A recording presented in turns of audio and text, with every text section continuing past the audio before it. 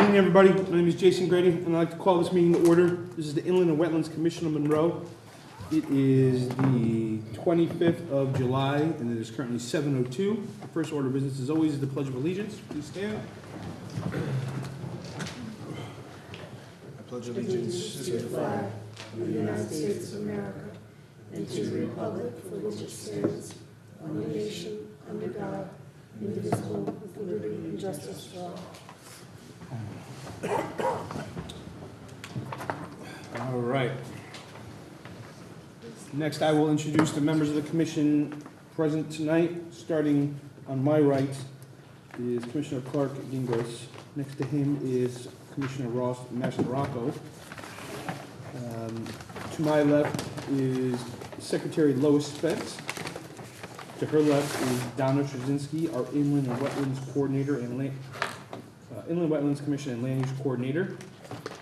Next to her is Scott Schatzenline, who's a licensed professional engineer, land use director, and town engineer, and also the Inland and Wetlands agent. And also Rebecca Wood, our reporting secretary, is down in front. About Harry, anything about Harry? All right. I'm going to read the Inland and Wetlands mission statement. Forgive me if I go slower. I have the objection and purpose of the Inland and Wetlands Commission is to provide for the overall protection and preservation of the inland, wetlands, and watercourses within the town of Monroe. In the normal course of our meetings, we will hear public hearings and other applications. The protocol for public hearings is to have an applicant make a representation or a presentation to the commission, during which and after which the commission will be asking the applicant questions. The commission will then review town, staff, and other independent comments. The meeting will then be opened up for public comment. I will ask that all comments be made to the chair or the commission.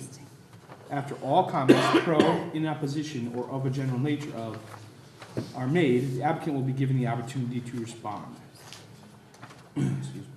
It is not necessary that the applicant respond, but generally in their best interest to do so.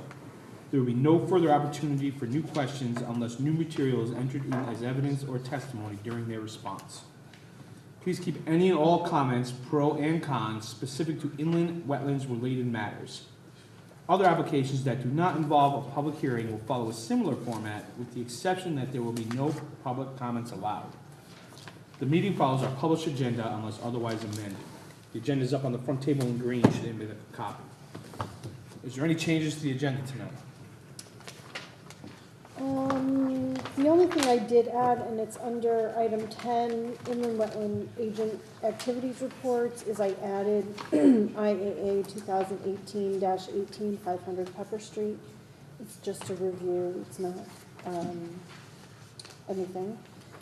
And is there something else? That could stay on, I'm gonna explain. And I think that's it. Okay, thank you very much. All right. Now is the period of our meeting reserved for public participation. This is a time where the public is free to make comment of a general nature of inland and wetlands matters, not pertaining to anything on this agenda tonight. Seeing none. Moving right along to our subdivision report recommendation to P&Z Commission. IWC 2018-08, 96 and 112 Barnhill Road, Maine, subdivision referral. Do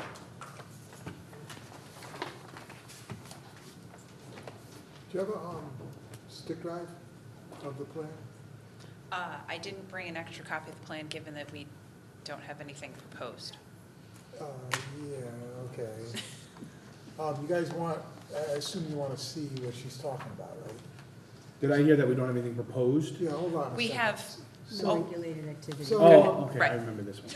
Casey or Doug, could you take that stick drive out so we can put ours in, please? Absolutely, I'm sorry.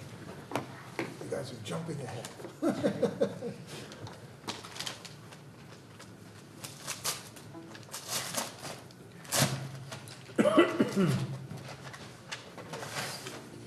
No, you have to get it. She just got it open. Down the bottom.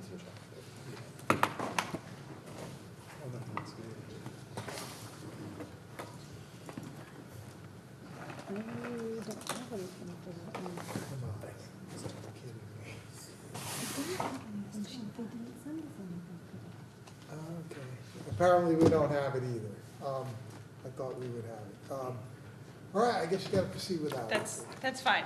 So I have the copy of the subdivision map was included in the application. I'm sorry, ma'am, if you wouldn't mind. I'm can sorry. you just introduce yourself Right. for the record? We skipped over my name.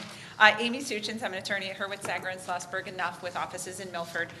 Here representing Lisa Payne, who is the owner of 96 Barn Hill Road, and with the consent of the Eileen and Dana McIndoe, who are the owners of 112 Barn Hill Road.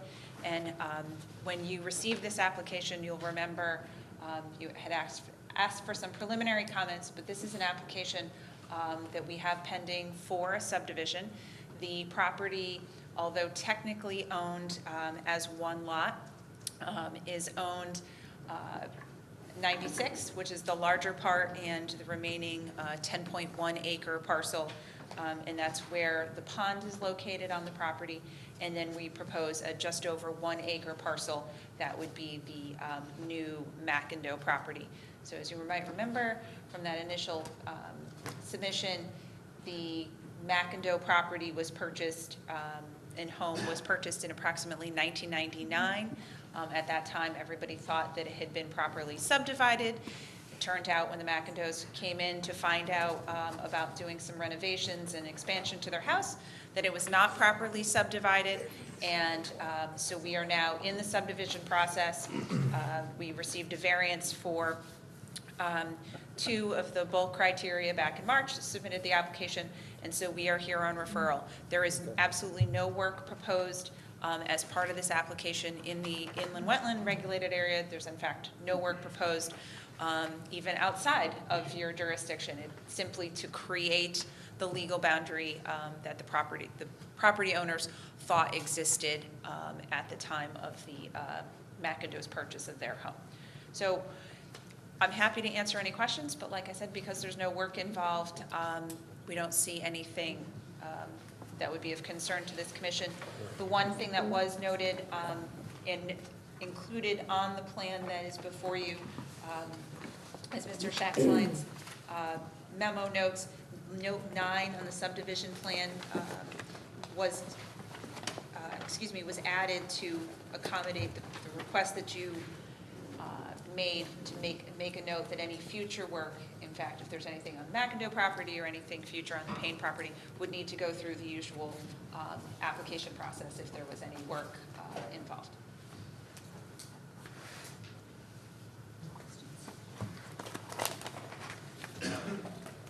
Just looking through the comments. Have you made notice to Trumbull? It's Shelton. Shelton, I'm sorry. Correct. So Mr. Schatzline and I spoke about this today. I contacted, mailed notice was not sent. There's frankly a little bit of a conflict between the application form and your regular, but that would be our risk. And we believe I actually spoke with John Cook, who is the wetland agent in Shelton today, explained to him the application, sent him all the materials, and he did not anticipate that they would have any comments. Okay, thanks. Is there anything else, Scott? No, I think that's it. Anything?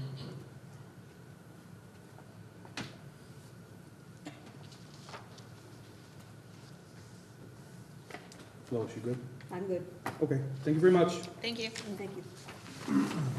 So we're closed, we need to, No, oh, this it's isn't not the, just, yeah, regular review.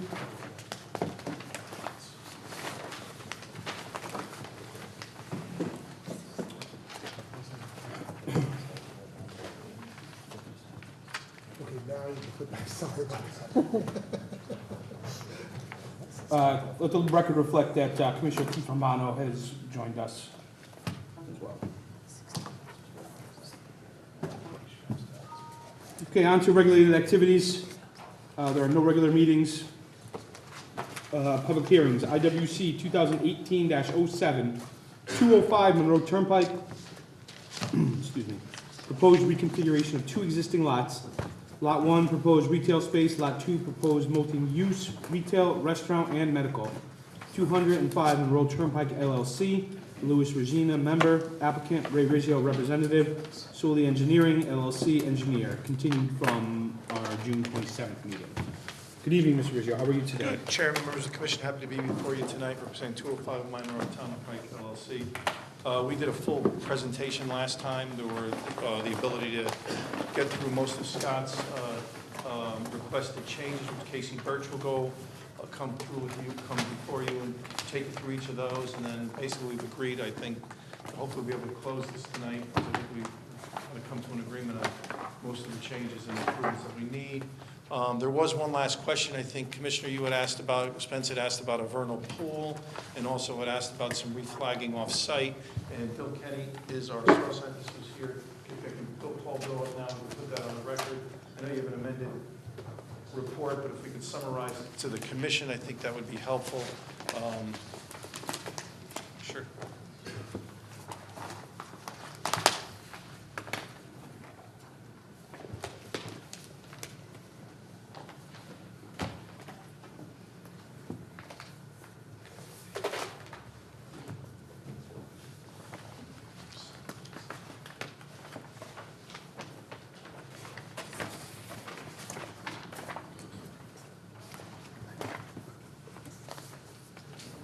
Thank you. Thank you.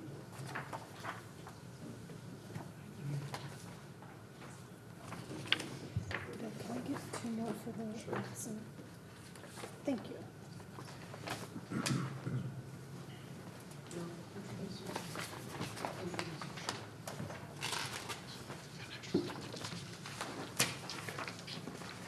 Good evening, I'm Bill Kenny, the principal of William Kenny Associates in Fairfield. I am a professional wetland scientist, soil scientist.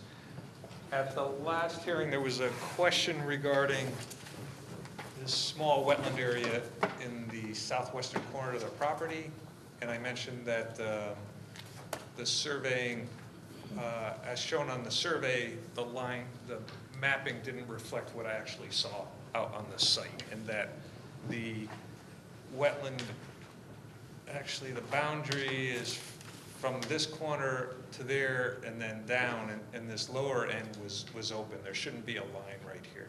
And also, when I was in the field, it was unclear to me where the property line was. So that wetland does extend to the property line. And so I went back to the site, hung an extra flag, one on this side, flag 19, and one on this side, so that was 20, 21, 22, flag 23. So the report that you have just reflects that change. And then I also reviewed that area to see if there was evidence of a vernal pool off-site in that general area. In conclusion, I didn't find any evidence of a vernal pool, and I can provide you with some information to help that was useful to me to make that determination. You have the corner of the site, we're talking about this area right here. Off-site is a small pond, and you can see the topography rises up pretty steeply here. And what I found was, so you have this little triangular piece of wetland here. There is a ditch that was created when this area probably was a much larger wetland many, many years ago, and it's been filled in for decades. This is where the nursery center is. I'll show you some pictures. This is a picture standing at the property line, looking into the site next door. So it's used for this nursery center. And that's this picture is looking southwest, and this picture is looking pretty much due south. Just beyond the cab of that red truck is that pond that you see on the map. So there's when they filled this area that's just beyond that concrete block, the water course, there's a water course or a ditch right below my feet. I'm standing pretty much in it. And the water flows to the right. It's flowing to the right behind this trailer, and it just goes off, and it follows along. You could see it. You could see evidence of it right here on the town topo. So the water course starts over here somewhere. They pretty much filled this area in and put the ditch in here to collect water that's coming off of the site and direct it around this way. So there's a little bit of wetland here on this corner of the property, and then this ditch that collects water from there. Oops. And takes it off off-site to the south. If you have any questions, please. Thank you for clarifying. Yeah, Okay. Those were the outstanding questions from Mr. Kenny. As you know, we're not proposing filling up any wetlands. And then Casey Birch is here to discuss all of the changes, well, most of the changes that they've made. As if you know, Scott's checklist, it's got a lot of read through it, which I'm happy for, that we've eliminated most things, and we'll agree to address the others. But Casey, if you could take them For the take the record, commission through for the record, so that we can then hopefully get. my name is Casey Birch. I'm a civil engineer for Solely Engineering. And I'm just going to go over the 5 remaining comments that Scott has regarding this project. I'm going to actually click to...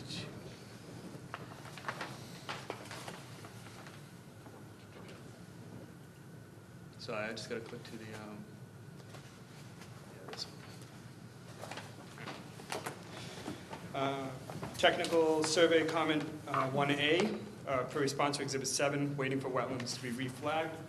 A survey went out there and delineated the wetlands per Mr. Kenny's mark out, and that was done on July 9th. So if you guys wanted to go see that, you could see the flags now. Number 3, specific areas of tree removal between and around the wetlands should be indicated. The proposed tree line does not coincide with the sediment and erosion control plan, noting that the proposed diversion swales and sediment trap will necessitate the removal of a greater amount of wooded area. We removed the said trap, and we provided a new tree line in accordance with that comment. So that has been... Just a question on Sure. that. Is that in another revision plan? Because the revised plans that I had, it showed it removed on one drawing, but the other drawing showed it. We will be providing new plans. We've revised accordingly currently, but you guys do not have these plans yet. We will issue them Okay, so. for the response. We weren't going to bring in a bunch of new plans tonight, but we did make that modification, so you will see it soon. So, I don't know when you had them. Did you have them? I think we satisfied we made the comments on Monday, so we haven't printed out those plans. And Because you realize that they can't accept new information if they close the hearing. we I could thought- make this a condition of We can approval. We can certainly make it conditions of approval. I mean, this is Why don't just you- changing the why tree don't line. you keep going, then we'll see what we're dealing with. Yeah. Yeah, I mean, it's a line on a plan, but it's so I didn't think it was that The reason I'm significant. bringing it up is because I think from the wetland standpoint, it's a pretty big issue because it tells them, well, how much of this wetland and buffer area around the wetland is going to remain, you know? So, like, I don't want to be in the position where I'm judging that they should judge that. Right, so I can tell you guys what we did. The said trap was closer to the wetlands. And when we removed it, we brought the silt fence up 5 feet from the retaining wall edge. That way we reduced the amount of disturbance in that area. Well, why don't you go to the sedimentation erosion Sure. control plan? And then that might, sorry. Oh, right, yeah, sorry. Yeah. Loud, so I- So let me point. So before we had a said trap in this area, and it kind of took up a lot of space within the upland review area. So we removed that, and we put a silt fence along, following the proposed wall line, pretty much. So it pushes it closer to our development. Any sediment that happens there will go through that, and it's also a hay bale protection. Okay, I'm sorry, I missed the first part of that. So you got a diversion swale that comes down here, right? Yeah, that I'm diversion talking about swale. phase one. Right. So where Well- does that go to now? It'll pool here, but it's further north than what it was before. We're pulling it back from the wetlands. Okay, so you got a sediment, you're saying there's gonna be a sediment basin here? Just trying to understand. It's gonna pool there and go through the hay bale backing and silt fence, correct? All right, so there's no sediment basin per se. No. It's just directing the water into this area, which is upstream of the Correct. sedimentation. Right. Okay. Can you, excuse me, before you go ahead? Sure. What, you're on 2.32, I assume? 3.1 it should be, 3.1? Oh, I'm sorry, yes, it is. because that's phase 1, I believe. Okay, and what, we have a revision date of 6/27. Is that what this plan is, 6/27 also? No, we've revised, you So haven't, this you haven't is the received. new one? Correct, yes. Yeah, we haven't received these plans yet, but they are updated on the presentation tonight to explain what we've done. Okay, so you're proposing no disturbance beyond Beyond this silt that? fence. Beyond this? Correct. fence. I mean, I believe before we had grading there as well, which we've removed per your comments earlier. And it just made sense to shift everything up sediment for the SEC measures as well, so. So the other question was, this diversion swell here comes down and also dumps into the wooded area here. What's happening with that? That diversion swale is the emergency spillway for the said trap that's being proposed down in the south. This- So it's getting treated, getting detained first and then going through that swale. Okay, so everything's being caught by this silt fence. Correct. And it goes into this trap, and then the outlet of that trap, which should be cleaner water, Right. will come down and just be directed over here. If it ever outlets, but that's just an emergency a measure. Okay, given our weather patterns these days. Yeah. The possibility is great. Should there be some other form of protection, say to the left of the square, whatever the square represents, rectangle rather, should there be some other form of just retention so that it doesn't continue on into the woods and closer to the wetland? So after it If it were leaves, to overflow, if the right, first if thing it that- actually overflows, there are also stone check dams along this swale as well. Are for they added depicted measure. on that plan? Yes. I think the stone check dams never left your plan either. They should be, they're located here and here. They're every Okay, 100 feet. So, well, it was hard to see what was gonna be the same and what was gonna be Right. different, so. Okay, so those would go to where?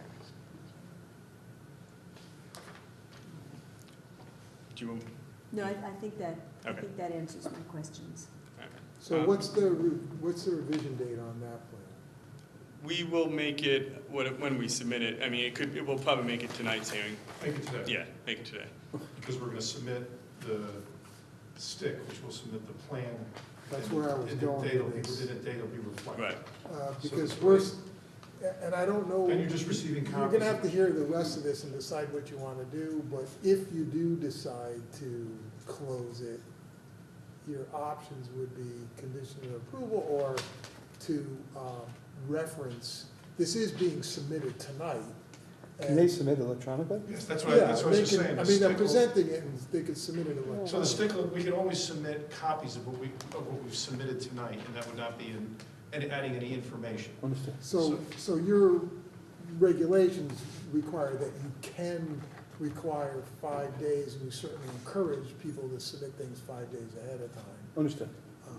But they're suggesting they want to do that, so. Okay. Thank you.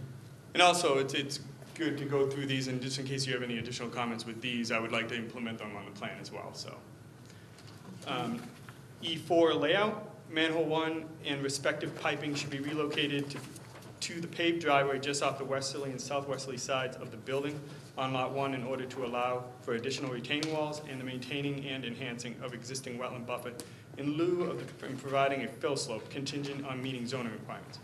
Although changes and improvements to the layout were provided, there is still room to move said pipe closer to the building and avoid the need for the pipe and easement being so close to the wetlands.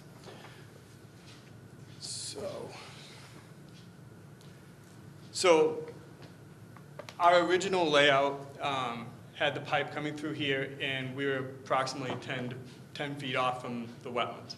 Scott suggested that we divert that pipe closer to our building and have the same outlet for the level spreader.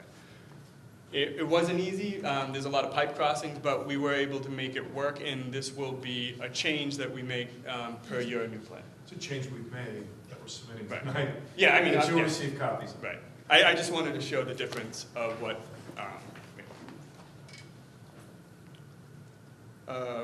5G, the stage storage tables should be revised to eliminate the surrounding stone section or alter the floor tables to include calculations for the only voids within the stone. Provide clarification as to how this reflects in the same table as the open volume storage table. We made that modification, but it will be provided in the revised engineering report that we also submit with the plans. H, the maximum elevation of PDA 1A UGS and PDA 1E UGS should be revised to preclude overtopping the separation inlet cylinder of Hydro 2 and Hydro 3 respectively. Provide the elevation of the outer baffle wall in the reference details so that the maximum respective UGS elevations can be checked. Note that the details in the report need to be labeled to match the plans. We have revised that detail as well, and it will be provided in the engineering report as well as the plan set.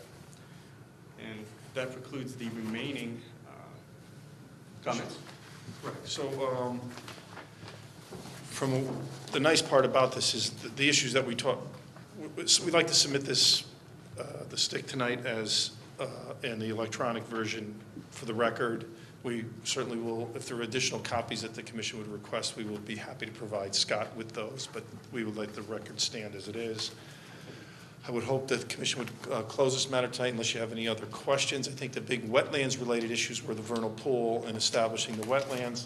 The balance of the issues related to drainage and stuff, things that not only will be tackled by this commission, but then Scott also has through the drainage and sedimentation control portions of the planning and zoning to make sure that those things are also put in place, which is, the Planning and Zoning Commission meeting has been opened and has not been, will not be closed, received by your commission.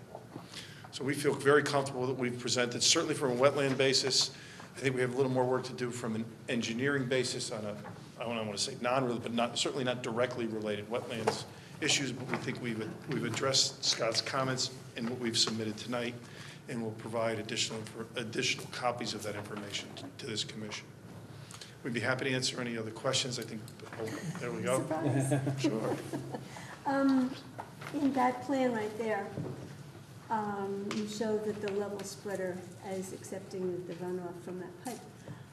Unfortunately, there is no LOD marked on any of the plans having to do with that level spreader.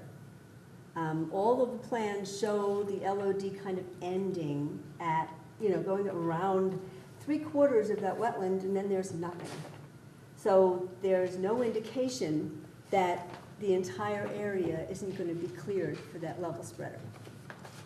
Do you know what I'm saying? Mm-hmm. Does it make sense? Yeah, you'd like us to see. Yeah, but I want to see an LOD, a complete line of LOD, because they're going to go through with a chainsaw and cut down everything. And if there's anything left to cut down at this point. You're talking about, when you look about in that area,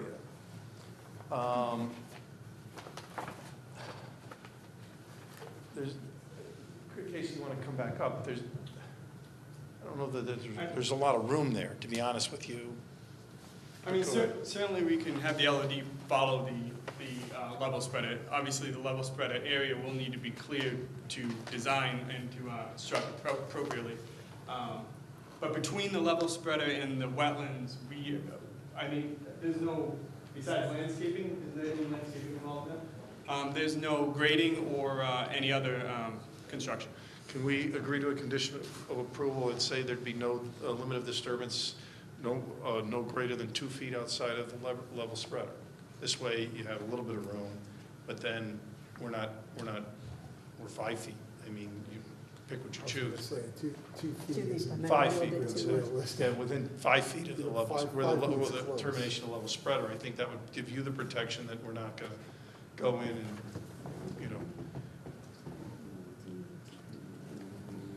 Was the entire lot clear cut, or there were certain areas that were left with old vegetation? It's been clear cut for a long time. It's just stuff that's 5 been years growing ago, up. right? Yeah, a lot of this Couple has years been ago. down for, a lot of this has been I down I for mean, a 'cause when they long tore that time. house it's down, been there's nothing Not there. that long. It hasn't been Not that 5 long. No, probably 3 years, maybe? Yeah, that's not long. Because now it's just stuff that's 4 years, grown. 4 years. It just grew wild. It was because they took the completely house cleared down. to It's been the empty. upland review line. It was completely cleared. So this area that we're talking about, this is just scrubby stuff that's started to grow again since. Saplings just. Now, came this right area back. that we're talking about where the level splitter is, that wasn't cleared. That Right, but was- there's no and hidden you can forest in see there, that- and we're You can missing. see that where the, if you look at the overview, the aerial view, you can see that there's a large green area that still exists as far as. I think if you gave us a 5-foot, restrict our limits of disturbance to no less than 5 feet from Okay. from the end of the level spreader, I think that would certainly, All right, so with the Be removal protection. of that sediment trap, then your landscape plan changes.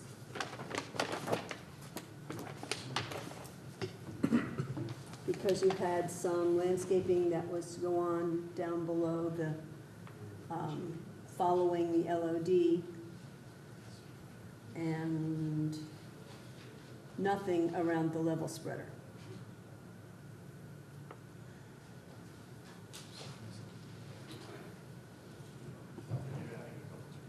Doug, you want to come up and address that? I completely missed the comment, I'm sorry. Doug Rich, Question landscape becomes architect. when we remove the sedimentation.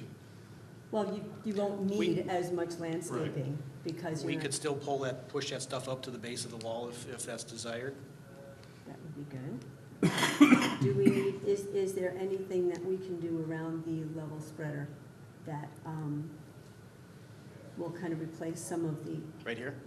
yes. Certainly. Certainly. What was like, Okay, what would you propose? Oh, I would,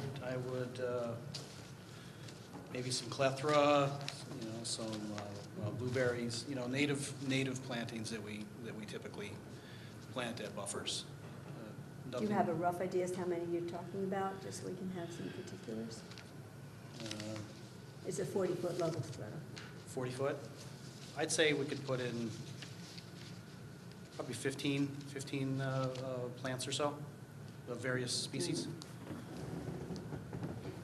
So you said Staggered plethora along and there. blueberry, and Sure. what was the other you said? Plethora? You said, I have plethora. Okay. Blueberry. We need particulars for the approval, so. That's, it's not a plethora. Not a Plethora. plethora. well, we could do chokeberry, summer sweet, things like that, viburnums. Okay, There's- so we can there's a say a bunch of stuff that we mixture can- of, Yeah. to be 15. Now, do these Yeah. plants all get approximately the same size? Well, Maybe it depends. full. I mean, we could do a mixture of things that get tall, maybe up at the base of the wall, Okay. to more Is this wetland loving specific things. enough for you, Scott? So, the plantings will be what size, roughly, range in size? 18 to 24 inches installed. So 15, approximately 15, 18 to 24, you got the 1, 2, 3, 4, 5 different varieties. I guess I could deal with that. And the other plants that you were proposing around where the sedimentation basin was going to be, you're going to kind of mush up to the wall? Push those forward. Okay. Obviously, there'll be a little bit of disturbance at the base of the wall, so that will Right. take care of that disturbance.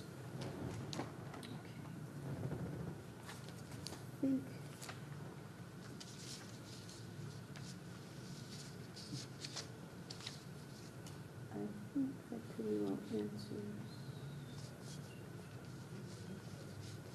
Yep, that answers all my questions. Thank you. That's it? That's it. Oh. Anything else from Actually, the Scott commission? had it all covered. I had all these questions, and Scott did it all. Scott, anything else? Yeah, I did have, I just want to make sure on a couple items so we don't get stuck. Casey, I think the sizing on the stormwater quality unit, I think that was a typo on one of them. So I don't think that should be a problem. That's number K, 5K. Is that the one you, yeah, the one you referenced, oh, did I not speak to that? There was a typo, and I think, because it looked like it should be an HG7, and I don't think that's the case, but maybe I'm wrong. You're saying that whatever size you need, you'll. Right, correct, All right, yep. we'll work that out, but my real question is, you feel confident that when you get that test pit information, your approval will be conditioned on verification that you don't have a water table issue? I apologize, Scott, we went out yesterday. And we will update, we have a test pit log information that we will update and put on the, we have updated and put on the grading drainage plan. We went down 8 feet in the, let me go back to the grading drainage plan. I guess there were three systems where you didn't have Right. the stuff. The fourth system was okay. So the test pit located in this system, which we were in a fill condition anyway, we went down 8 feet and we hit refusal at elevation 433.5. The proposed bottom of our system is at 446. So that was okay there. This one, we hit ledge at 7 feet at an elevation of 445, and our bottom of our system is at 448. So we were 3 feet higher than that. And then this one, I believe the next one was, oh yeah. And we went down 8 feet with no water. Oh, the water was at 8 feet at 436.5. Our bottom of system was at 439, so we were 3 feet higher than that too. That's all on this. That's all on the update. You can So what we'll do is, I can provide this tonight. Yeah, what I just what want I'll you to do receive is, it, at least in yeah, this way. receive it, but what I'll do is keep these as, they'll end up being conditions on. No problem. At least this way, we can say the plan is in with the other plans.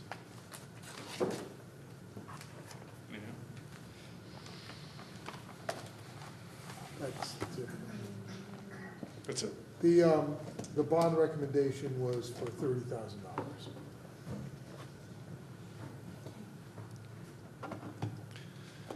In conclusion, we would respectfully request the Commission grant this application with all the conditions suggested by the town engineer, along with the conditions that were just submitted with regard to some additional landscaping around the level spreader.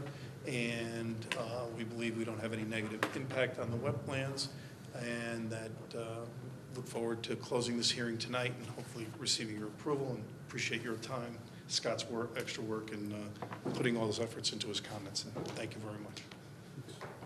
Don, you want to read exhibits, or do you want to comment first?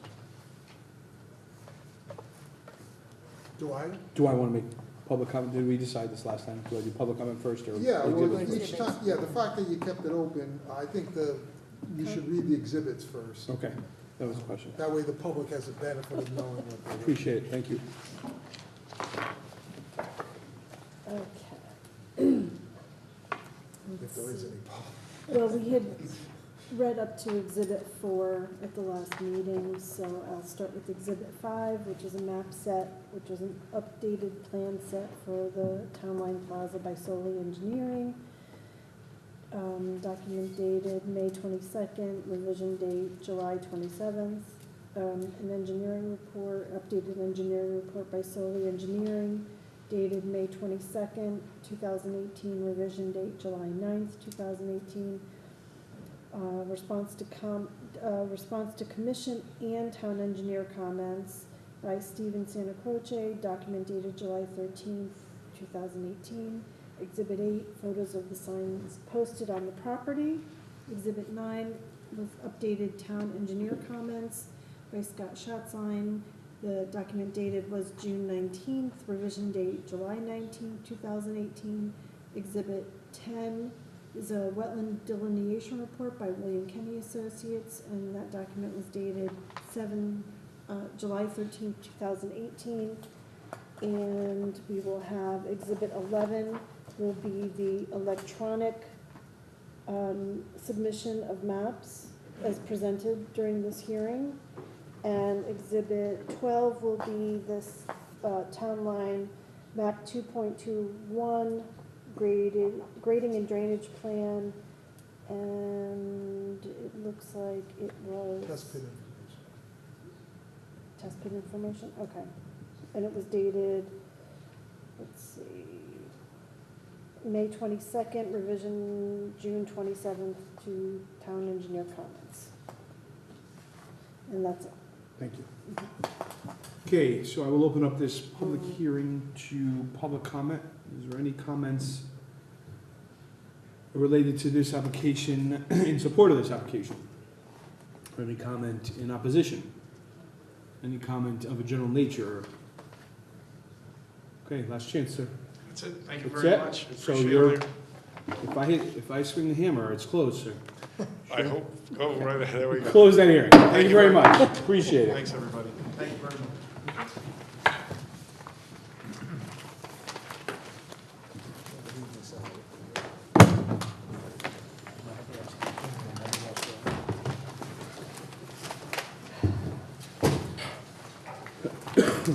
All right.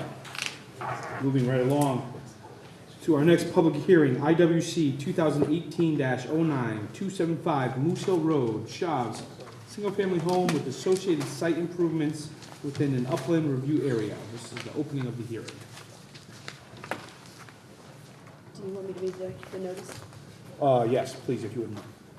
The Monroe Inland Wetlands Commission will hold a public hearing on Wednesday, July 25th, 2018, at 7 p.m. in the Town Hall Council Chambers, 7 Fan Hill Road, on the following application. IWC 2018-09, 275 Moose Hill Road, Chavez, proposed single-family dwelling with associated site improvements within an upland review area.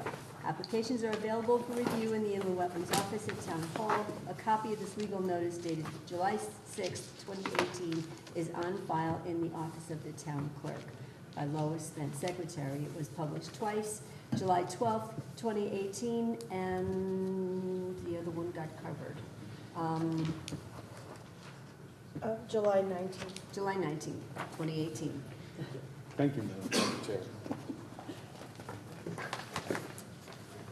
Good evening. Good evening. My name is Doug Rich. I'm a licensed landscape architect. Representing Mr. Shavs, the applicant. With me this evening is Casey Birch, our engineer as well. We'll discuss the project. First, I'd like to turn in the butters that we submitted.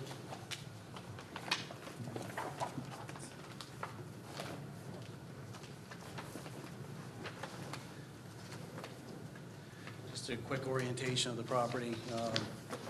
Obviously, here's Monroe. The project is in the southeastern corner of Monroe. You can see your cross streets in the area.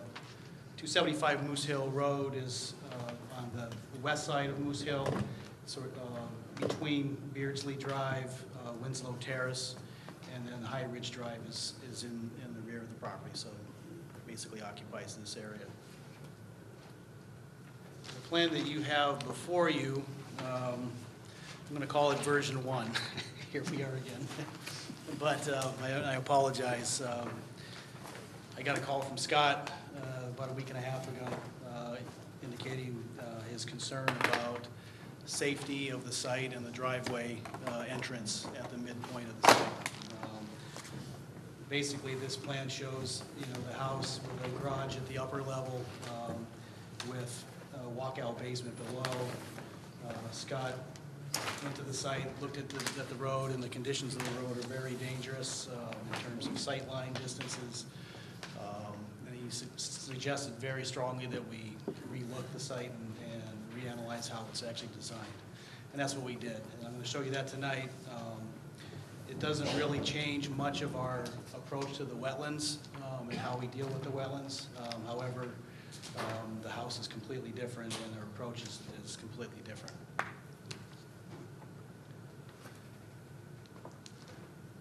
This plan here shows pushing the driveway all the way to the south, as suggested by Scott, and we do have enough ISD or sightline distances for that maneuver. We've put a long driveway, serpentine driveway coming up the hill at about 10% grade. into now what is the basement level.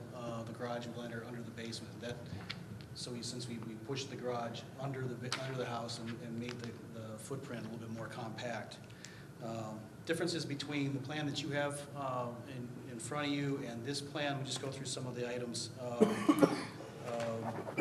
The upland review area that we were disturbing on the first plan, we calculated about 0.42 acres. This plan being more compact, we've reduced the disturbance to about 0.36 acres. This house here, the size of the house was basically 3,380 square feet. We've reduced the footprint of the house to about 2,629 square feet. So it's it's more compact. You can see that on the original plan that you have, the septic system was in this area. We had some water treatment area on this side. Same configuration, just shifted a little bit, offsets from the driveway. Septic system over in here, water quality units up here, and a split system in the upper portion and down at the lower portion. Our telephone, electric, all of our utilities are served from Moose Hill in this area directly to the house. As I said before, the driveway goes up at about 10% up to a lower elevation of the garage. A walkway comes up and serves the front door area on the second floor or the main floor elevation. And then the grading allows us to have a walkout basement basically in the back. So we basically reduced or graded out behind here to eliminate the grades in that area.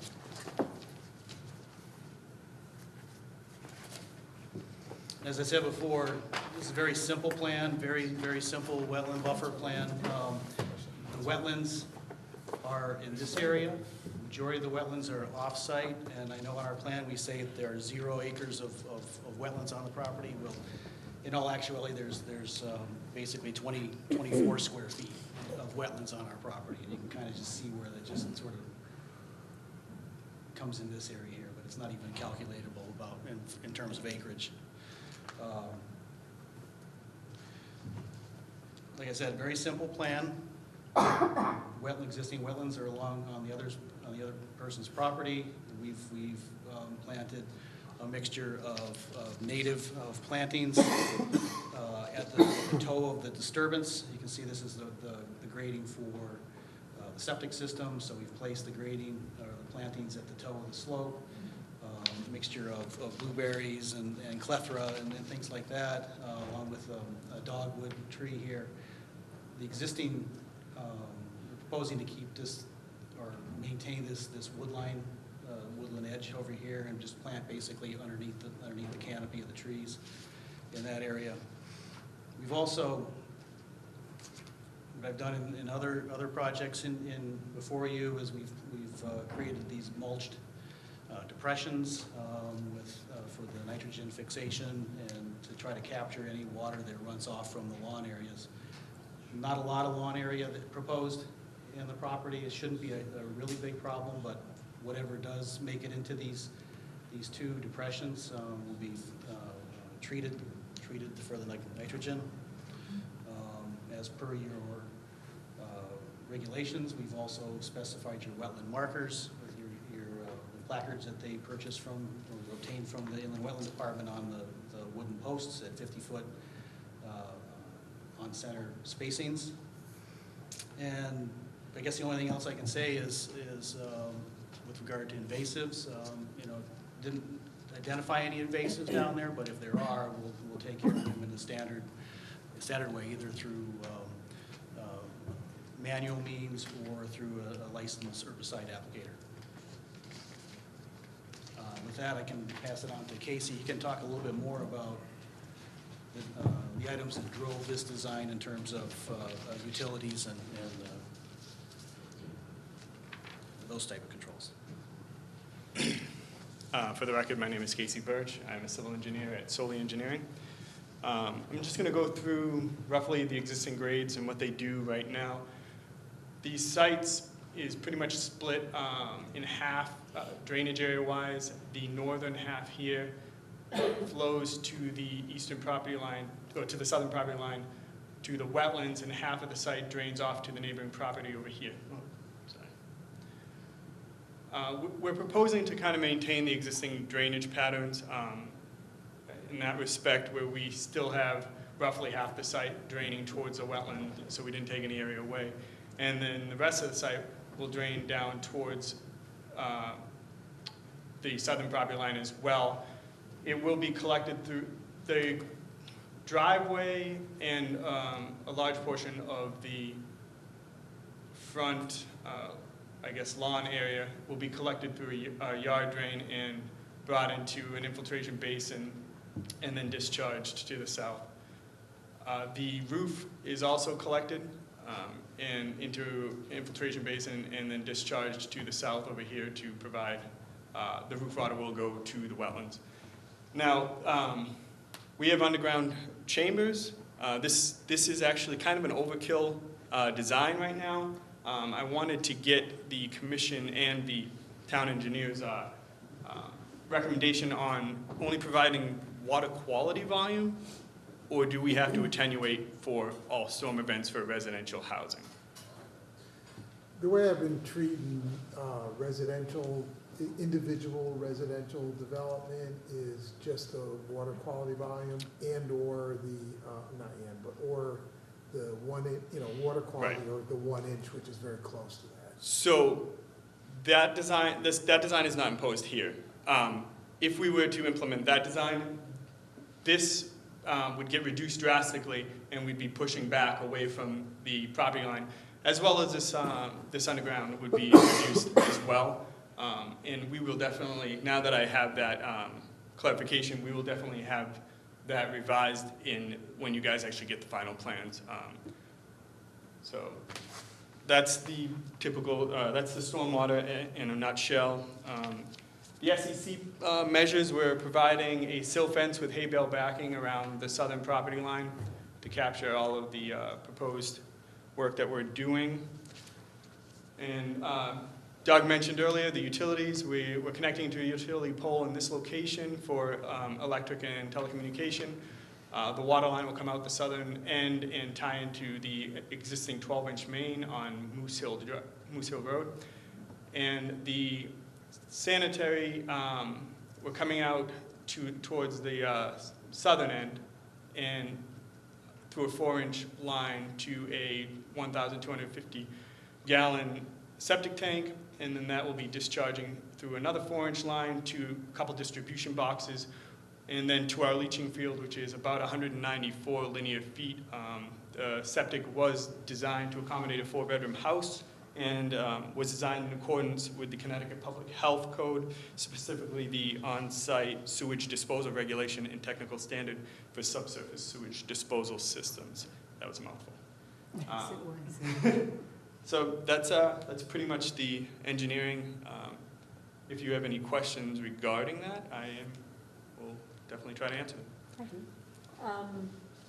So I'm assuming you're going to be submitting revised plans. Yes, we have plans to keep this open, correct? Kind of have to. Yeah, because I'm I think assuming. we have a choice. We don't have a choice, right? Yeah. Well, When you redo them, there's no URA line on here, Okay, let me. so that needs to be put onto the plan. The LOD line? Is that what No, you're not the Upland LOD, the review. URA, the URA. upland review area, Okay. the red line that usually goes around. It is, but it's not. Oh, it's not It's visible. very hard to see. It's not on the we- plans we have either. You will get an engineering report as well, and in the engineering report, we typically have a regulated area map, and that's where we show the red line, and for both the wetlands and the upland review line. So that's a figure we usually provide in the engineering report, and you don't have the engineering report yet, so you will get that. Okay. How far is the proposed septic system from the wetlands at its closest point? Is it 20? There's a dimension there. I can't. There is a dimension there. It looks. I don't have. Do you have a plan? Oh, in front of you. Does it not say on the, I apologize. Well, we don't have They the same don't have our plan. current. Well, the septic system didn't move. Yes, sir. Yeah, It it slightly moved? Okay. Sorry, I apologize for that. I thought it was in the same location. It shifted closer to the building? All right, regardless, given the size of this property, it looks like it's quite close to me. Given the size of the property, I feel it's too close to the wetlands when you do have so many other options. So I would personally like to see it somewhere else that's not so close. Try to pull it closer to the building, for sure. I think we were trying to maintain gravity from the basement floor, and I will double check to see if we bring it forward, it'll be, Well, even if you flip-flopped it and made it four galleries in a row, rather than spreading them out sideways. I Gotcha. mean, Well, you know, the other issue too is, the question is, was the rest of the site tested? Because if putting in a pressure system avoids being on top of the wetlands, that's an option that they need to know about. because where your test pits are, where your, where the underground galleries are Right. on this plan, I mean, you've got test pits up there. right, So correct. that, it indicates that there's other viable places. Yeah, so in the redesign, we were kind of trying to pull away from the wetlands as well. And I mean, the wetlands, as you guys know, are more in the southern, the northern part of the site. Is that, yeah. So our original design, we had tree disturbance out to here. We definitely tried to pull that back. So if we were to put a septic system, we're kind of going back to our limited disturbances we did last time. But we can definitely look at it. And I mean, I suggest pulling it closer to the building, further away from the wetlands. We could probably do that easier than pumping it to the, and making more disturbance up there. Okay, you're engineers, we have faith in you. Thank you. Let me see, the fourth wetland marker, you've got the letters WM. Now, I don't know about this plan, because I can't see that well on that one. But the fourth one, you've got the letters there, but the little square, I mean, this is really a little nitty detail, but the little square that indicates the marker is not here on this plan. Now, if it's there on that plan, I can't see So it. we have 3 markers on this plan. Starting one here, one at the level spreader, and then another one right here. So there should be, it should be going down, it seems to me, more toward where the silt fence is. You could put Well, one at the we put end. them at the front side of the plantings themselves. I mean, it's more restrictive. If we push them back towards where the Oh, silt yeah, I fence is, don't we'll get necessarily less mean restrictive. at the silt fence, but I mean like in line with the others, but down further down the hill. A fourth marker that's kind She of, wants an additional marker. I just wanted an additional marker, yeah. Yeah, Because when you've got a small yard, the Yep. indication is to fill and expand as much as you can. I'm not doing While this. while you're First talking half. about, while you're talking about markers and locations, I had a question.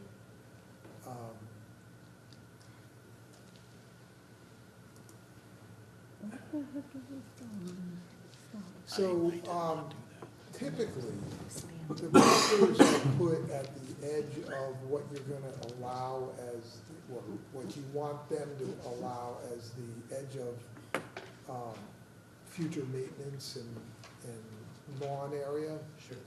So I'm just questioning, if you put the marker, the plantings that you have there, Yeah. are those meant to be back to nature, or because you got these mulch beds there, I tend to think that that's meant more as a manicured garden area. No, I think those, in this case, they're meant to be forgotten about. And- Okay, and- all right. And recede into, I mean, they're not ornamental by any means, I mean, just having a. Will that be mulch bed. conveyed to the future owner?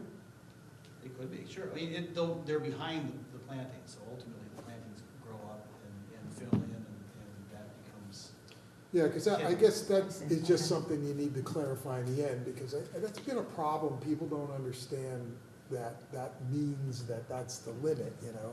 And in this case, it's not a garden that's gonna be maintained, well, it's gonna you go know, back to like we nature. did 64 West Maiden Lane. We put those things in front of the plantings, and they were perceived as being a landscape bed, and with Right. nothing in it, and it just didn't. Well, my suggestion would be then to put a note on the plan about that, and then show a delineation and some nomenclature to indicate the edge of the proposed lawn area, beyond not to be disturbed is or maintained. Either that or just push the markers back further, and if the homeowner wants to maintain his mulch beds, he can. Well, But if that's he what I'm doesn't, bringing you it up know, now. yeah, that's a good idea. You guys have to weigh Good in idea. whether that's acceptable. I mean, that pushes the disturbance closer to the wetland. What they're saying in this case is those plantings are a buffer, meant to be a natural buffer. Right. They're not meant to be an ornamental garden. I just wanted them to clarify that. Okay, that sounds fine. So I look forward to seeing your next set of plans. Well, that's all the questions I have now, considering that's what we have in front of us. Anything else from the commission? So our next hearing is 22nd? Yes. 22nd of August. Mhm. Give us plenty of time to get you material. Sure will. Yeah, it's funny what a driveway change will do to the entire set of plans. Oh, yeah. I can imagine. Okay, Especially with nothing else from the grades like that. commission? Do you want to read exhibits up to now, or you want to wait till next? Well, they've opened the hearing, so it's gonna be, you're gonna ask the public to comment, so let's read up till now. Exhibit number 1, copy of letters and mailing receipts to Connecticut Public Health and Aquarium. Exhibit number 2 is the certificate of mailings to the abutters. That's it. Okay, so I will open up the public comment. Anybody here today want to speak in support of this application? Anybody want to speak in opposition to? Anybody want to speak of a general nature? Okay, so we will continue this hearing to our next scheduled meeting, which is August the 22nd. Is that right? 22nd? Yes. Thank you. Thank you.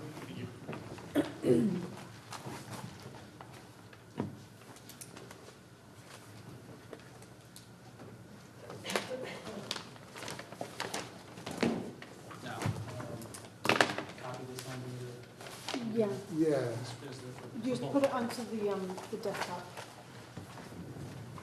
And then print it out.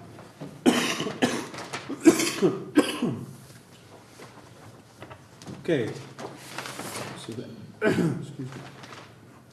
That wraps up our regulated activities. Moving on to enforcement. Notice of violation discussion. IWV 2018-07, 63 Countryside Drive, Bennett, working within a conservation easement. this is going to be, they're really the same violation, this one and the next 557. Property owner for 63 did contact and said that he would not be available and he's intending to come to the next meeting. And I believe Mr. Sippin is here for 557 Monroe Turnpike, which again, it extends into both properties. Okay. So we will table IWV 2018-07 to our next scheduled hearing, our next scheduled meeting on August 22nd, correct? And IWV 2018-08, 557 Monroe Turnpike, 111 Century Plaza LLC, SIPN member, working within a conservation easement, and as Scott said, this is the same business, correct? Yeah. So if I remember correctly, Mr. Sippin, this is your neighboring property, correct? Yeah. My name's Mark Sippin, 2 Stonegate Drive, Sandy Hook. I represent 111 Century Plaza LLC, which is the Big Y Shopping Center property. 557 Monroe Turnpike is one of the parcels of the shopping center property, and it abuts the end of Countryside Drive and brings public water to the shopping center. Okay, we recently found a large amount of logs and wood chips and other debris well off the end of Countryside Drive. Looked like it might be on our property. Okay, so we called the Inland Wetlands Office. Denise Halstead, the enforcement officer, went out there, verified that looked like there was violations, said that, and we also would determine that it was put there by the neighbor, John Bennett, 63 Countryside Drive, because he was seen working in the area. Okay, so she contacted him. She, told us what she thought, said that he would get a violation. We would, even though we didn't do it. Bennett called us, apologized, said he would clean everything up on our property.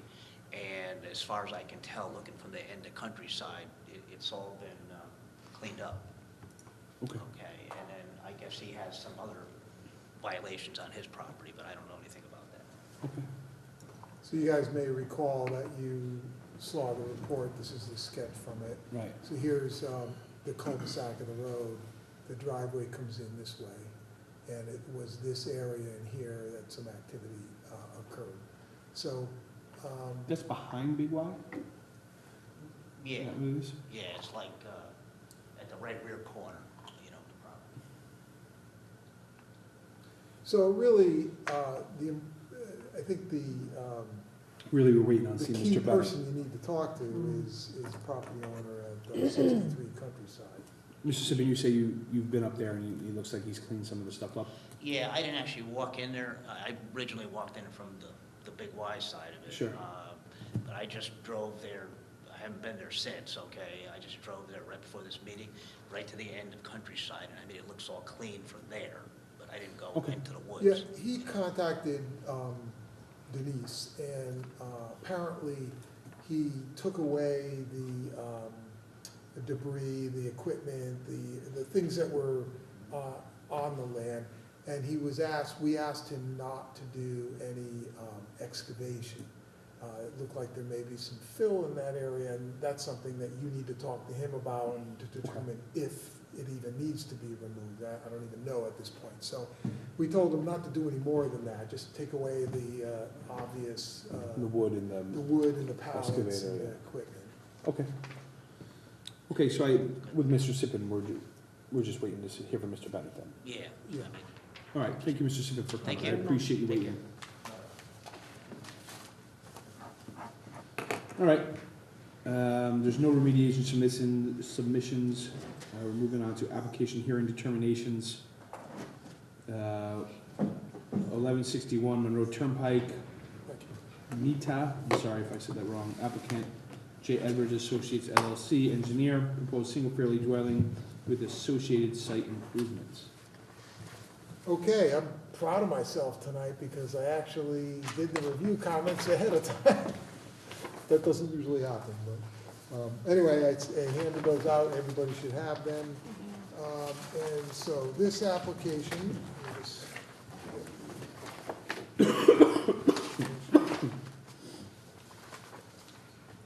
actually it was a while ago, I have to remember what I did. Oh, yeah, okay. So, this application is for residential, single-family residential development. It is 2.002 acres.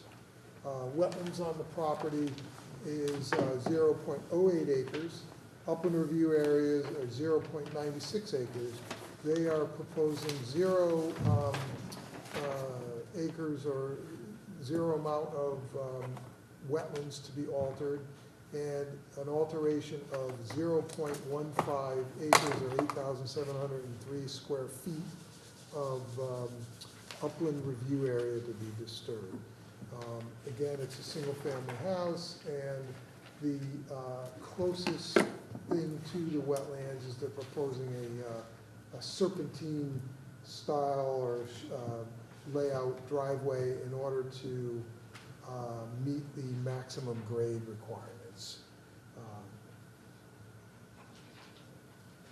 I don't know if there's any, I think that's pretty much it going in for now. Okay. So I will My entertain comments that I did for you are dated 7/23/18. Thank you. I'll entertain a motion on what kind of hearing we want to have for this.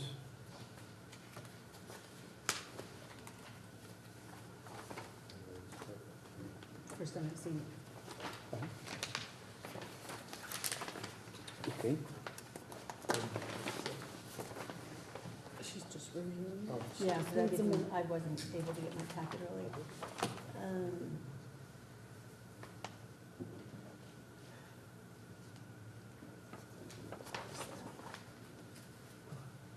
That's not supposed to happen.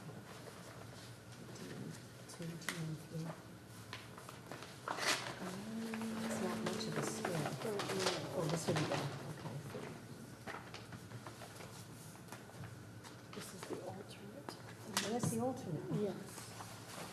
Hopefully, it's a new one.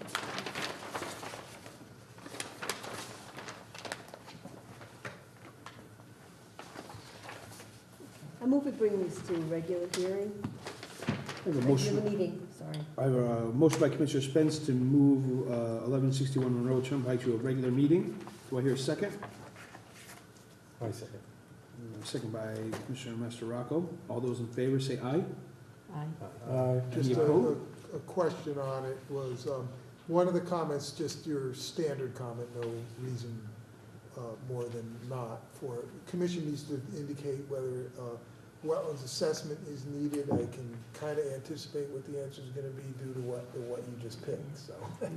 Okay, so you're saying no, all right. Thank you. I'm sorry, we're going to start that vote over. All those in favor say aye. Aye. Any opposed? Any abstention? Motion passed unanimously. Thank you.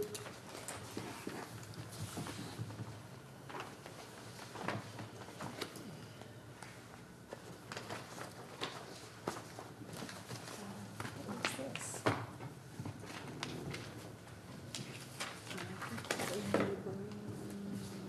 Okay, moving on to other. B 13-10, 35 Bridgedale Road, revision to planning plan.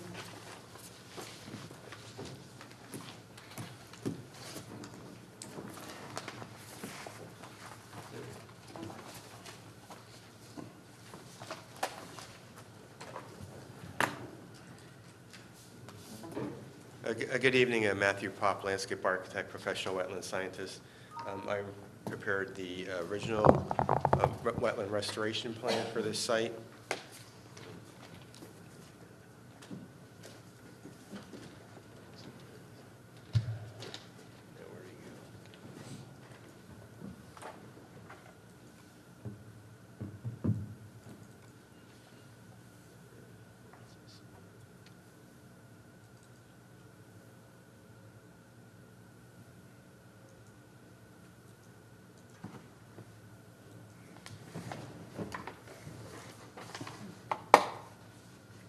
Before you, this is the plan that was approved, just to familiar yourself with it.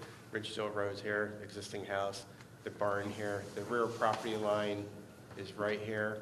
This area off the site was filled. It was determined that the wetland was approximately right, this line right through here, going across.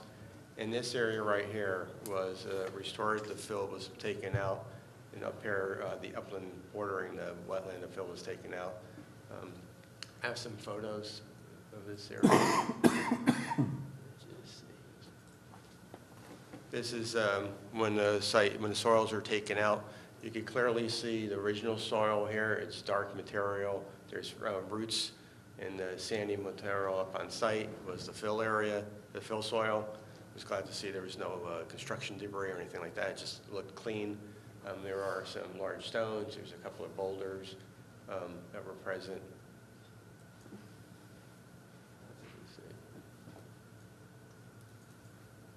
This is looking from the kind of house towards the back. We have the boulders up in place. The wetland restoration area is behind this. Jump out to the next one. This is the wetland restoration area. This is what we're kind of concerned about. We were planting the entire area all up through here and down through here with a number of trees. As you recall, the first plan we did had 20 trees, and your agency requested that we add 10 more trees, so we added the 10 more trees and showed some of the trees down low in this area here. In this area, you know, ponds water when we took out all of the soil. It kind of matches the elevation of the adjacent wetland, so it's good to see that there, you know, that there was water there. So we were concerned that this area here, if we put the trees in, you know, they probably would die over time. So we were requesting that the trees kind of in this vicinity here, which is about elevation, I think it's 374, that those trees, you know, are not planted at this, you know, are not planted, but all of the trees from kind of the edge of the water back are planted. Jump on to the next one. Here's just the boulders. This is kind of looking at some existing stumps that were in the original wetland. And this is looking back towards the barn, the house back in this area here. You can kind of see this ponding area over here. One of the things that was requested at the last, I think, meeting, which I wasn't here, is kind of have a field report. So I have a field report. You'd like to submit that. It has the same photos that were just shown.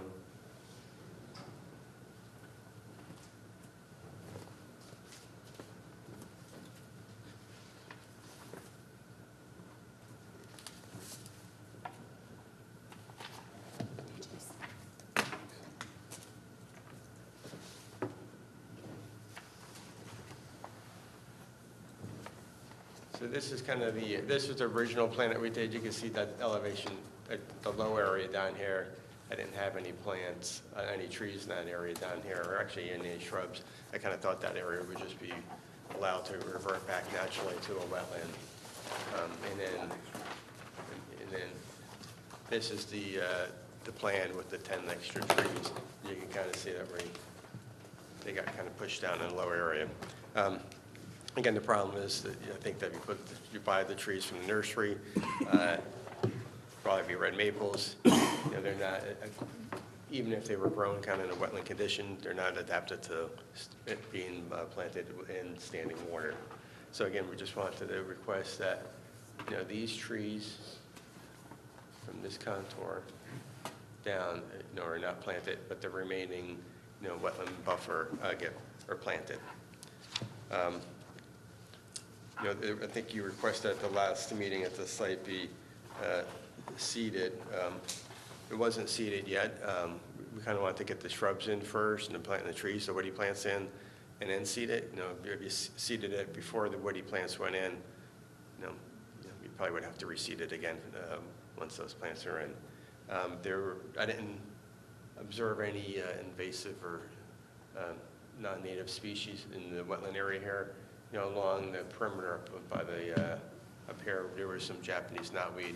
The owners are aware of that. Just a few plants, and in the process of keeping an eye on controlling that. I didn't see any purple loosestrife in the area.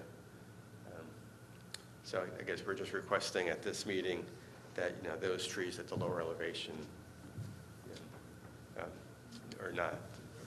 How many of them? The plant. There's about 15 of them, I think. So there's the one, it's this contour line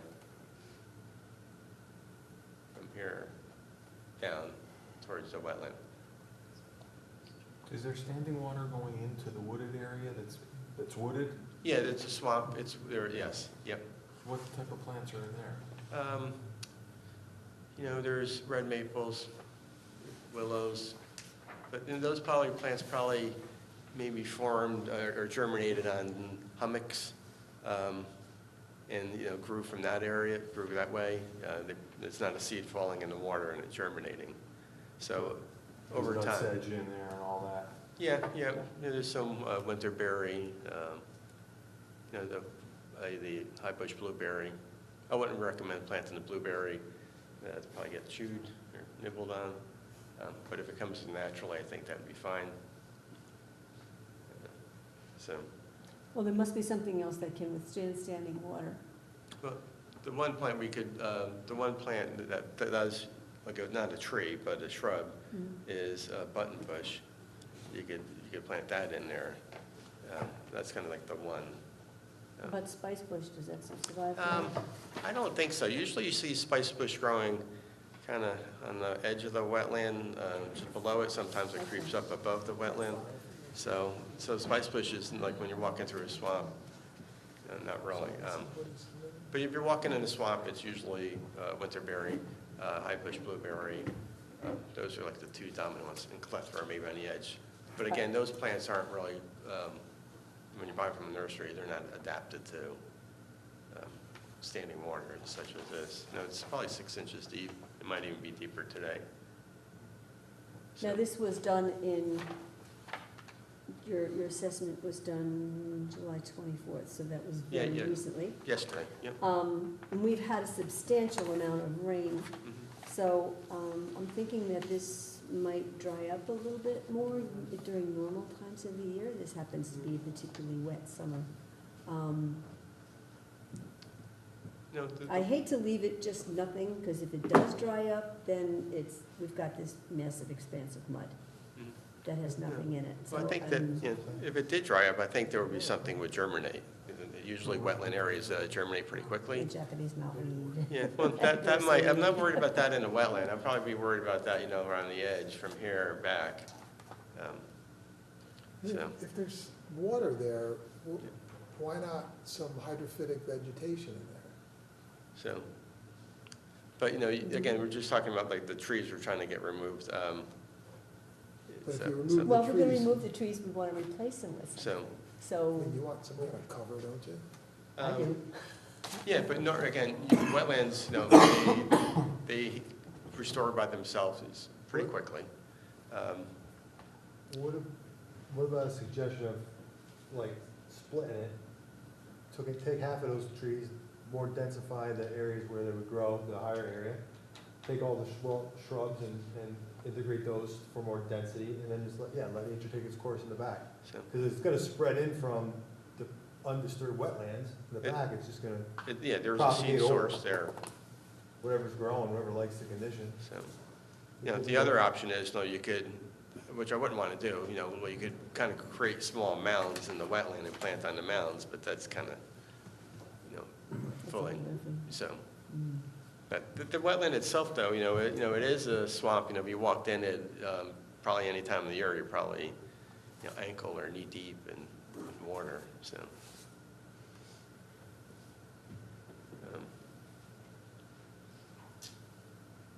Well, I kinda like Keith's idea of taking half of the trees that were proposed for the area that was going in that area and distributing them in more in the upland area. And your suggestion was also to distribute some of the Whatever shrubs? small, I don't know, I haven't seen a plant list, but whatever small stuff that was gonna be planted in there, just But, bring it yeah. uphill, make it denser, and they get to save on half of the big trees. They get to, So the shrubs were kind of basically, you know, right along the edge. They kind of wrapped around. Yeah. So, So the only thing, we haven't seen a planting plan in a long time, so Yeah. trying to remember it is not very simple. The Well, only listen, thing that was proposed in that water area is, well, we got the trees. were the shrubs proposed? There are in some that? groupings of shrubs, but, you know, the shrubs, I think we could probably, if there's a little small mound, we could probably group those in the higher areas. Those can get field adjusted.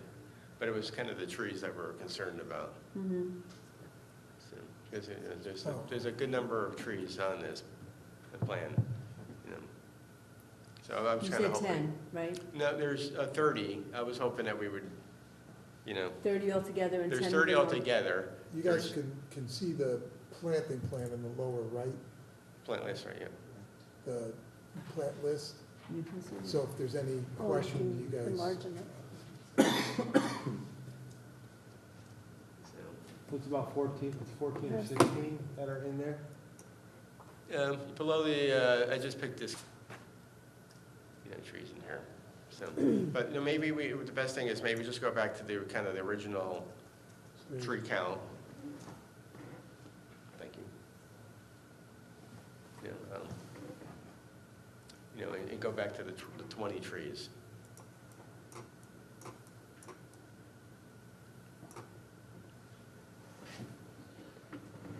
What's the most common one in there?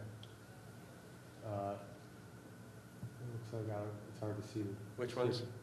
That one right there, what's that? AR? AR, red maple.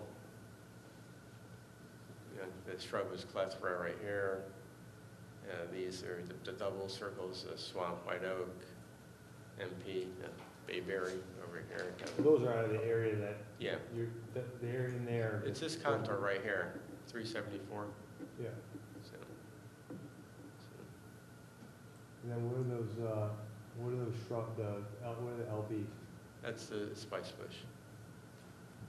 So that's the only shrub that's under that. Yeah, but I think the shrubs, though, you know, they would be field located, Yeah. you know, not in the wet area. And this is the black gum, and this, these up here, the IB is the winterberry. So, you know, if you're have some concern about maybe taking out the 15, but maybe we take out the 10, go back to the original plan, original tree count. And, we'll get those trees in somewhere. But We do have a little issue with all the stumps and the rocks that are in there. Yeah, And they're- the rocks that we put on, it's eating Yeah. up a lot of that property. so, there are, Well, some to grow in there at some point, huh? yeah. No, again, we'll plant along this area here. Obviously, I think these are red maples. There's Yeah, I would guess that. there was a number of these here, so that kind of eats up some of the planting area. And you've got some hummock kind of areas that are there. Yeah, we would plant on these for sure. Mm-hmm. But like in this area here and, from here over, I think the likelihood of a tree. Okay, well, if you were to plant them on the hummocks, I mean, especially the spice bush or other, The shrubs, yeah, definitely, the yeah. shrubs. Yep. And just keep the trees more in the upland or surrounding the wet area. So- Can you highlight the plant list again, please?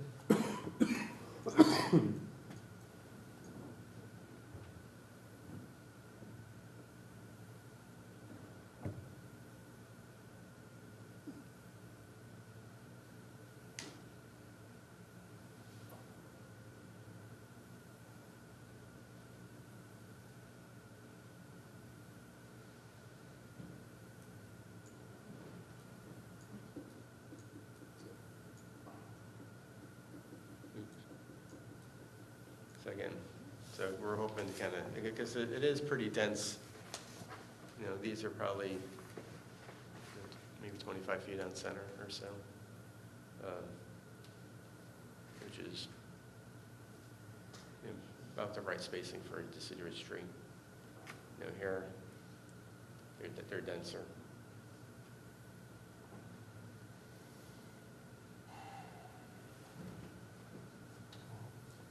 Normal wetlands, everything's growing on top of each other. Right. I 3 think foot that on to sell us on a normal spacing in a landscape design situation is different than what the spacing is naturally. So, that's, Maybe some of the trees that are in that area, cut the height down of half of each variety, so that maybe there's a little different height difference as they grow. So like all the oaks aren't all the same height growing at the same time. Possible?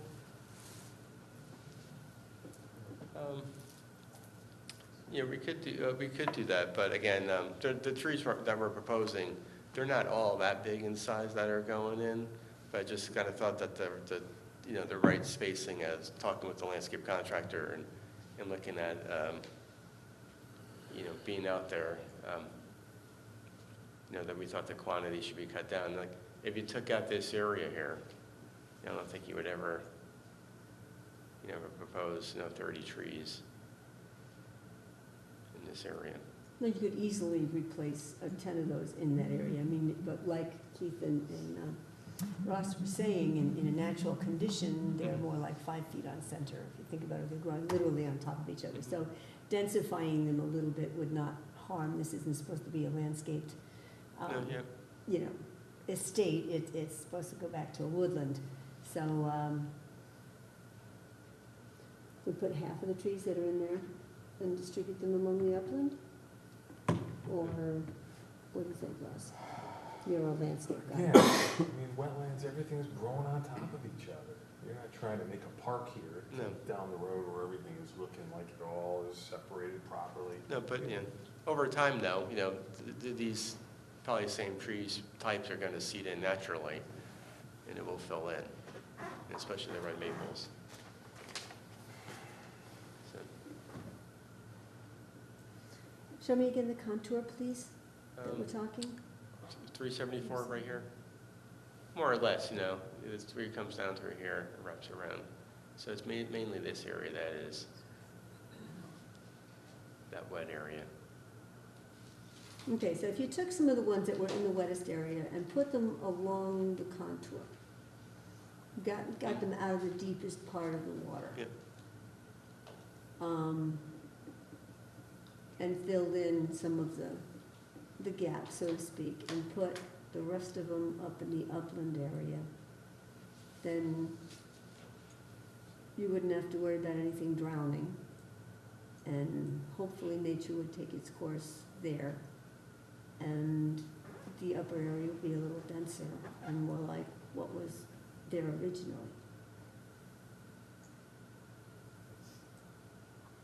Maintain the same number of trees that you have now, and just distribute them differently. Can some of them be put on the left side, on the right side of the garage? Got grassy area there? It's different property owner there. Yeah, well. So, again, I was hoping that maybe we'd just go back to that, instead of that 30 trees, we go back to the original plan. They kind of had the 20, keep the same amount of shrubs as here, keep the same boulder, demarcation. So, and again, just realize that maybe this area, there, low spot here, there won't be any trees planted.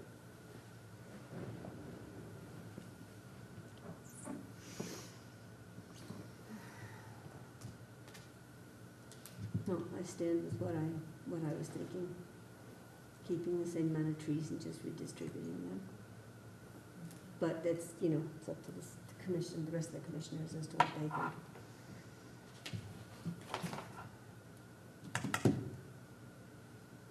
Yeah, I think I'd go in that direction too.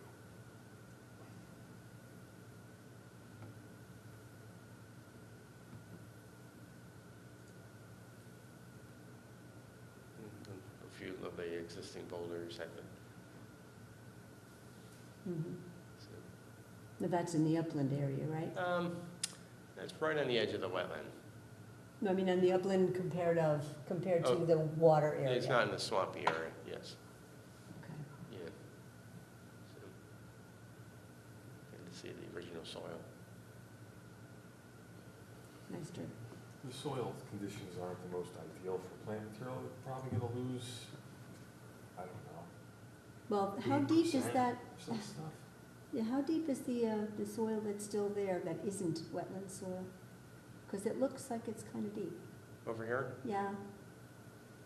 Well, this is when it was under, they were taking the soil out, so this wasn't the final. When were these pictures taken? This one was taken, just this one was taken, I think it was June 1st. That was June 1st. About a month ago. Yeah, a month and a half ago. So all that excavation is done? This in June 1st, and all the other ones were taken yesterday. So where is that first, June 21st picture in relation to these pictures? Right over here. Because that still looks like it's quite a bit It's, lighter in color than the grassy area beyond. It just still looks like some of that is fill. It doesn't look like the wetland soil that I would expect to see exposed yeah, I think that we. when all of it's removed. Yeah.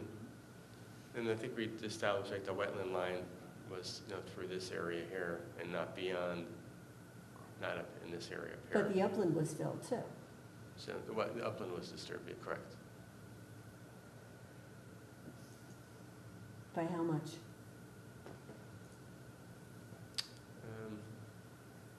Depth-wise, probably,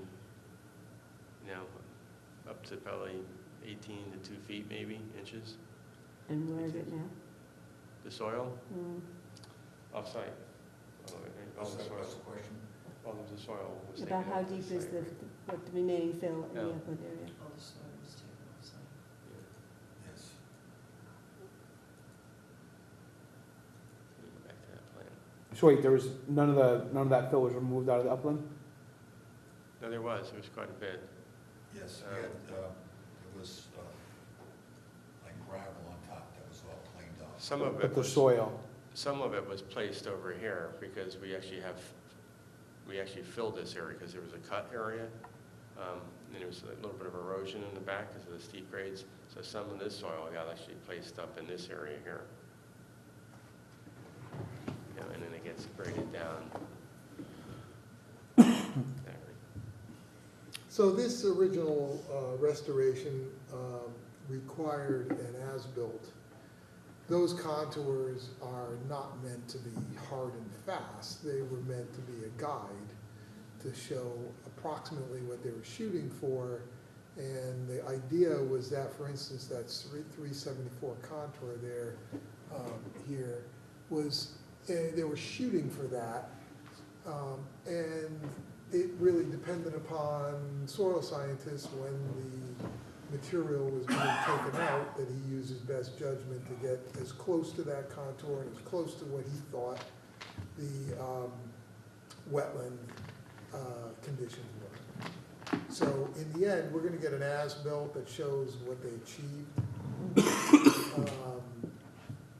I mean, I don't wanna go crazy with it, I don't wanna spend their money, but there should be a few shots taken to show what you achieved there, in addition to showing the plantings. Yeah, I think I'd like to see the existing conditions. And because if the dirt that is still there is not suitable for planting, then whatever you put in is gonna die. So, Yeah, I don't think that's a problem, that's not suitable.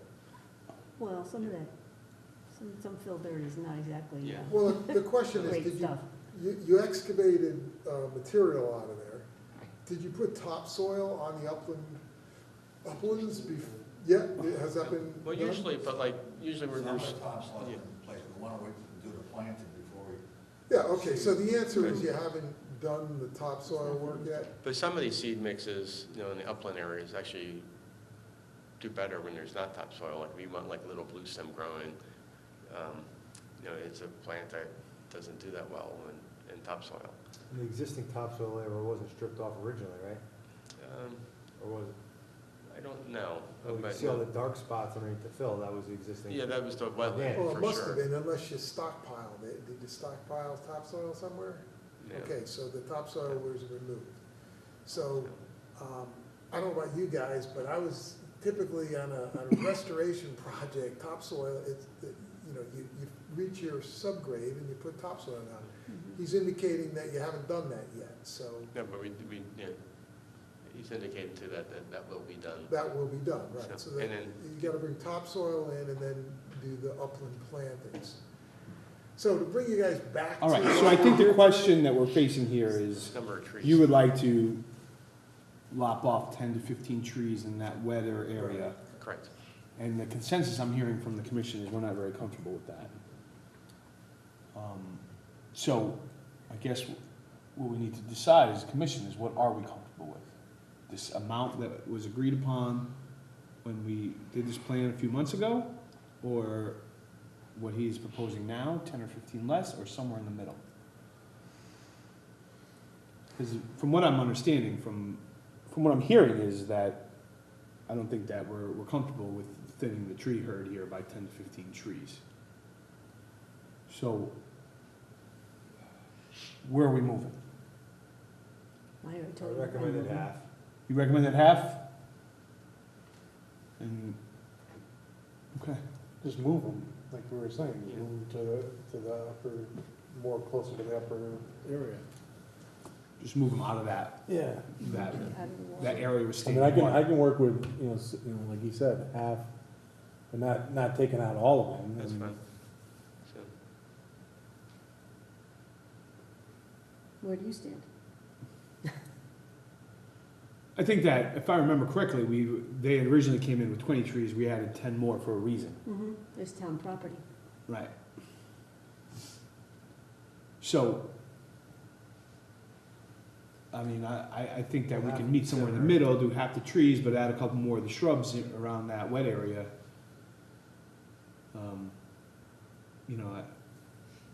I think we want to try to work with our residents here, but there's a reason why we added the 10 more trees.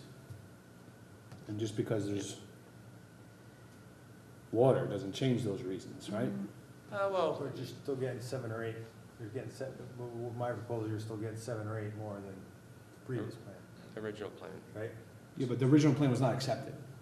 Oh, Right. sorry. And this one was presented by the applicant. I mean, we So we I asked guess for that's the more, point. and this is what they came back with. The original plan that was less was not accepted, and we agreed upon this one. So So, and then again, it's just that some of the planting area is just reduced in size, because of that wet area. So.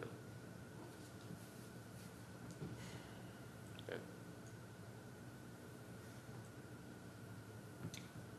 So you're proposing to take out 10 trees, we're proposing that we're not comfortable with that.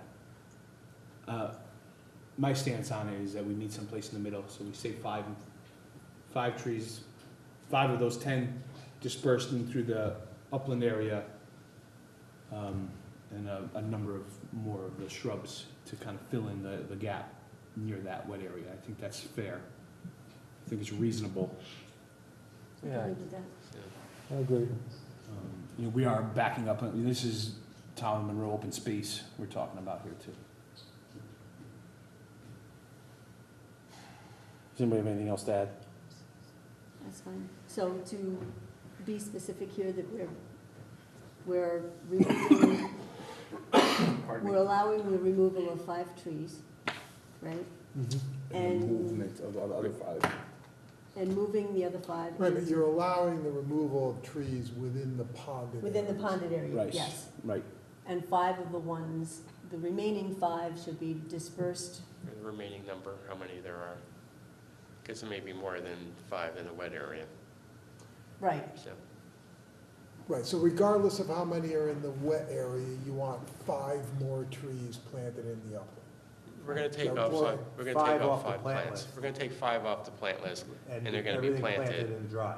Perfect. And then the question is, which ones are we removing from the plant list? It's important because it might have a difference in, it just might be different, so we should decide which ones. Which species? Because it should only give those I- 3 yeah, that are in that's the somebody water. else. I have no idea. There's only It's 3 just the ones species that in the are water. in the water, though. Yeah, but there's a bunch in the water. Yeah, So there's a bunch of 3, different there's types 4 of different all- types. So Lois is asking Well, which. it's either going to be the red maples, the black gum, or probably the swamp white oak, because those are the wet ones. Okay. Red maple's the what? And Uh, swamp white oak. So the ones that grow in kind of the wetter areas are usually the red maples. But I don't know, I would just, maybe it's just a mixture of them. Are these all the same size tree? Yeah, more, yeah.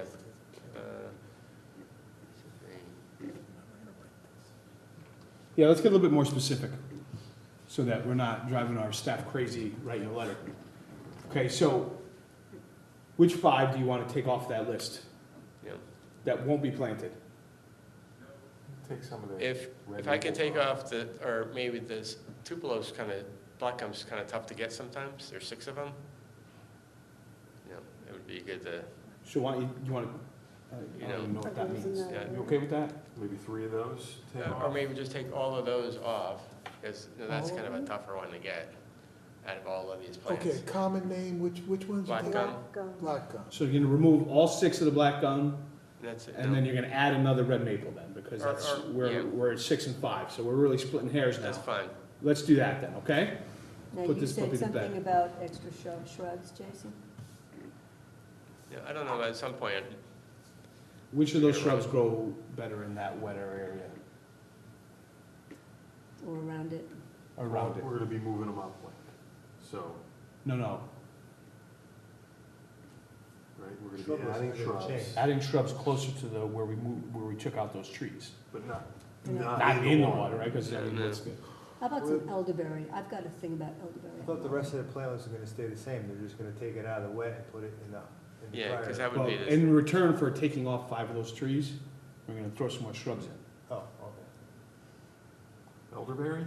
I like elderberry What do you think? personally.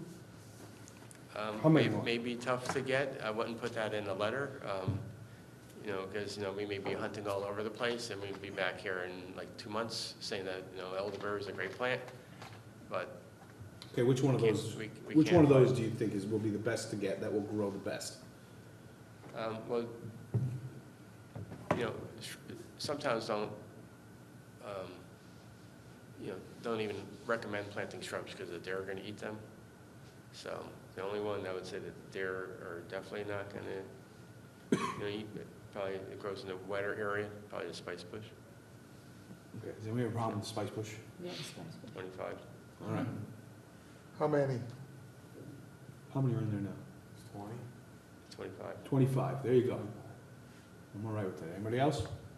That's, That's how many 25. are, yeah. That's how many. Good. That's how many were proposed, how many are coming, How many are you So now we adding? make that 25 into 30. How about that? Okay, Is that okay? works for me. Works with me.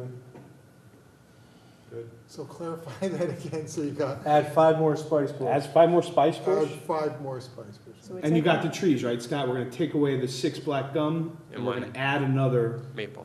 maple. So you're Right. taking away 6 black gum, adding a maple, adding 5 spice bush to the upland, and what else are you taking away? And That's it. Nothing, that's it. That's it. Do you wanna? And you're leaving the wet area. Yeah, just don't put anything. Yeah, in just the so wet when, area. if you go out there, in the future, you may not see anything growing down or anything planted in this area Well, right no, here. it will grow itself, we'll figure it out. Oh, it definitely will grow itself. All right, But Thank you. You'll edge it with all those spice bushes. let's take a quick break. Scott needs a break. Okay. All right. Thank you very Like I much. said, I guess we're good. Thank you. 5-minute recess. Okay, we're back on the record. IWV 2018-06. 144 Meadows End Road, request to revise plant size. Correct. My name is I'm Mark. sorry, you were ready, right? Yeah, mhm. Yeah. Sorry. My name is Mark Fothi. I appeared before you folks sometime in, I guess, I've lost track, June, where we had a quick meeting and a list of things to be done was given to me. That buyer, how should I put this, was not a nice man, and it just didn't work out. So I have another buyer, and everything's going along swimmingly, and what I'm asking is for permission to revise the initial plan, and I know you were trying to help me out and get it going, but I was on the, I'm finding it, hold on. okay. Is it not plugged in? There's a drive that's not plugged in. Oh, Good catch, Jason. aren't you fancy? Okay. So let's get this thing up and running, sorry.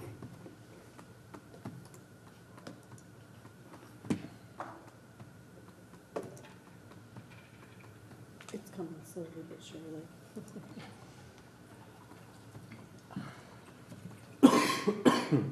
It's thinking. Why is it taking so long? Because it's just, it is.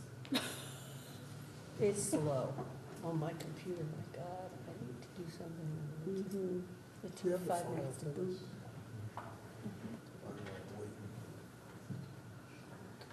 What it's doing.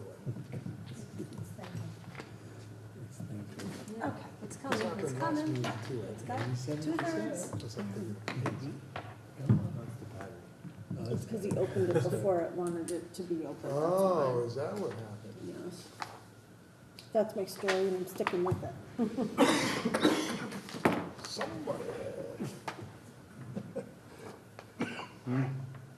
Yeah, see? There it is, okay.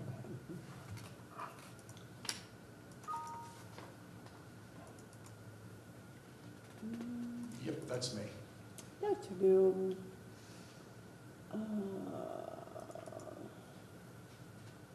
is that what you wanted? Yeah, I believe that's it, yeah. Okay, Yep, that's you my got the place. time.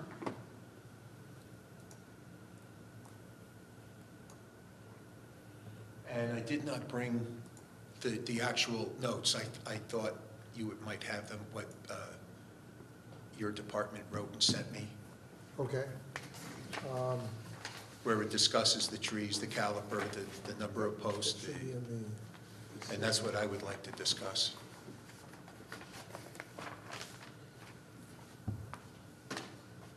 So you want to change the planning plan? One more Or time, what? sir. You wanted to change the planning plan? Yes, yeah, to reduce the number of trees and the spacing of the posts. How many trees did we agree on? I'm recalling from memory now, there was like 30.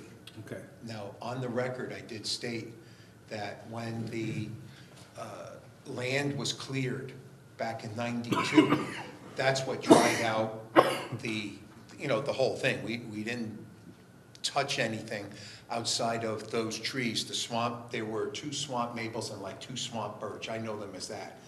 There was only like 4 trees, and I stated that on the record, and I'll gladly put those back. But these posts right now, oh, and the trees that you... Well, let me read this first. Sure. So the decision letter that went out said determine the wetlands areas contingent on the following.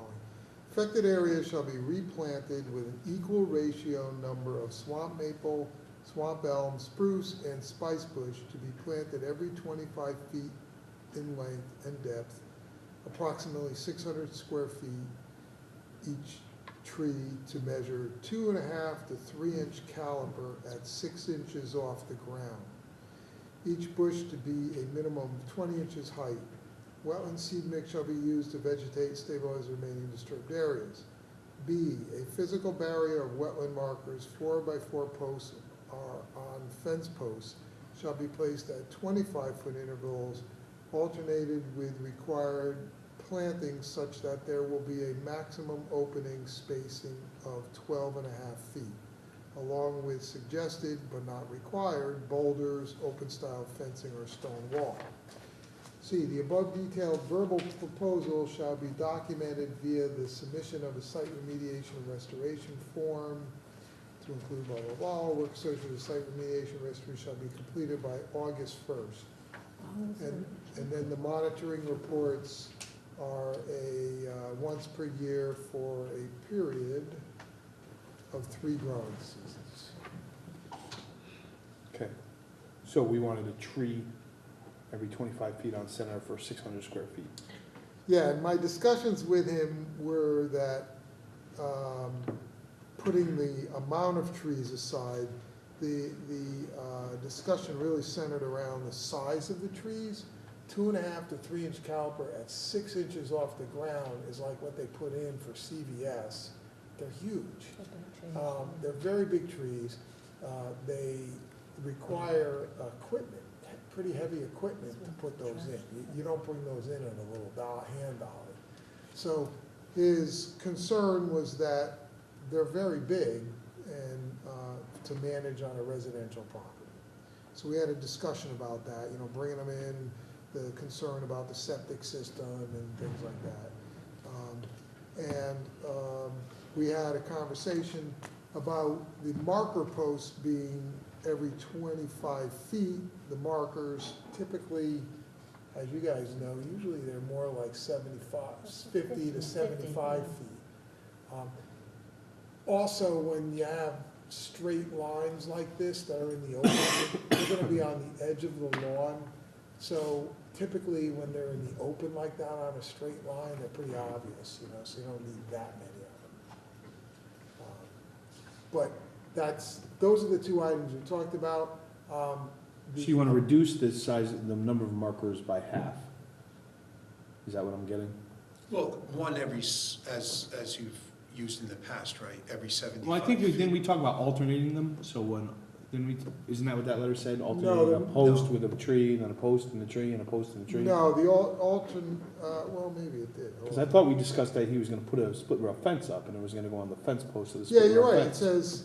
It says physical barrier, it does say shall be placed at 25 intervals, alternated with required plantings such that there will be a minimum spacing of 12.5 feet. So the minimum spacing is 12.5. Markers go every 25. Yeah, like we did, that's overkill. Yeah, and so that's what I talked about. Now, the third thing that you're kind of introducing tonight is the amount of trees. That's a separate issue, but so those are I guess the 3 issues that he's talking about.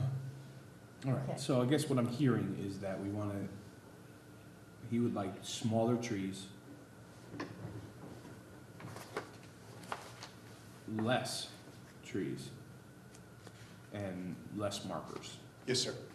Okay. And this can be done, I do have a man ready to go.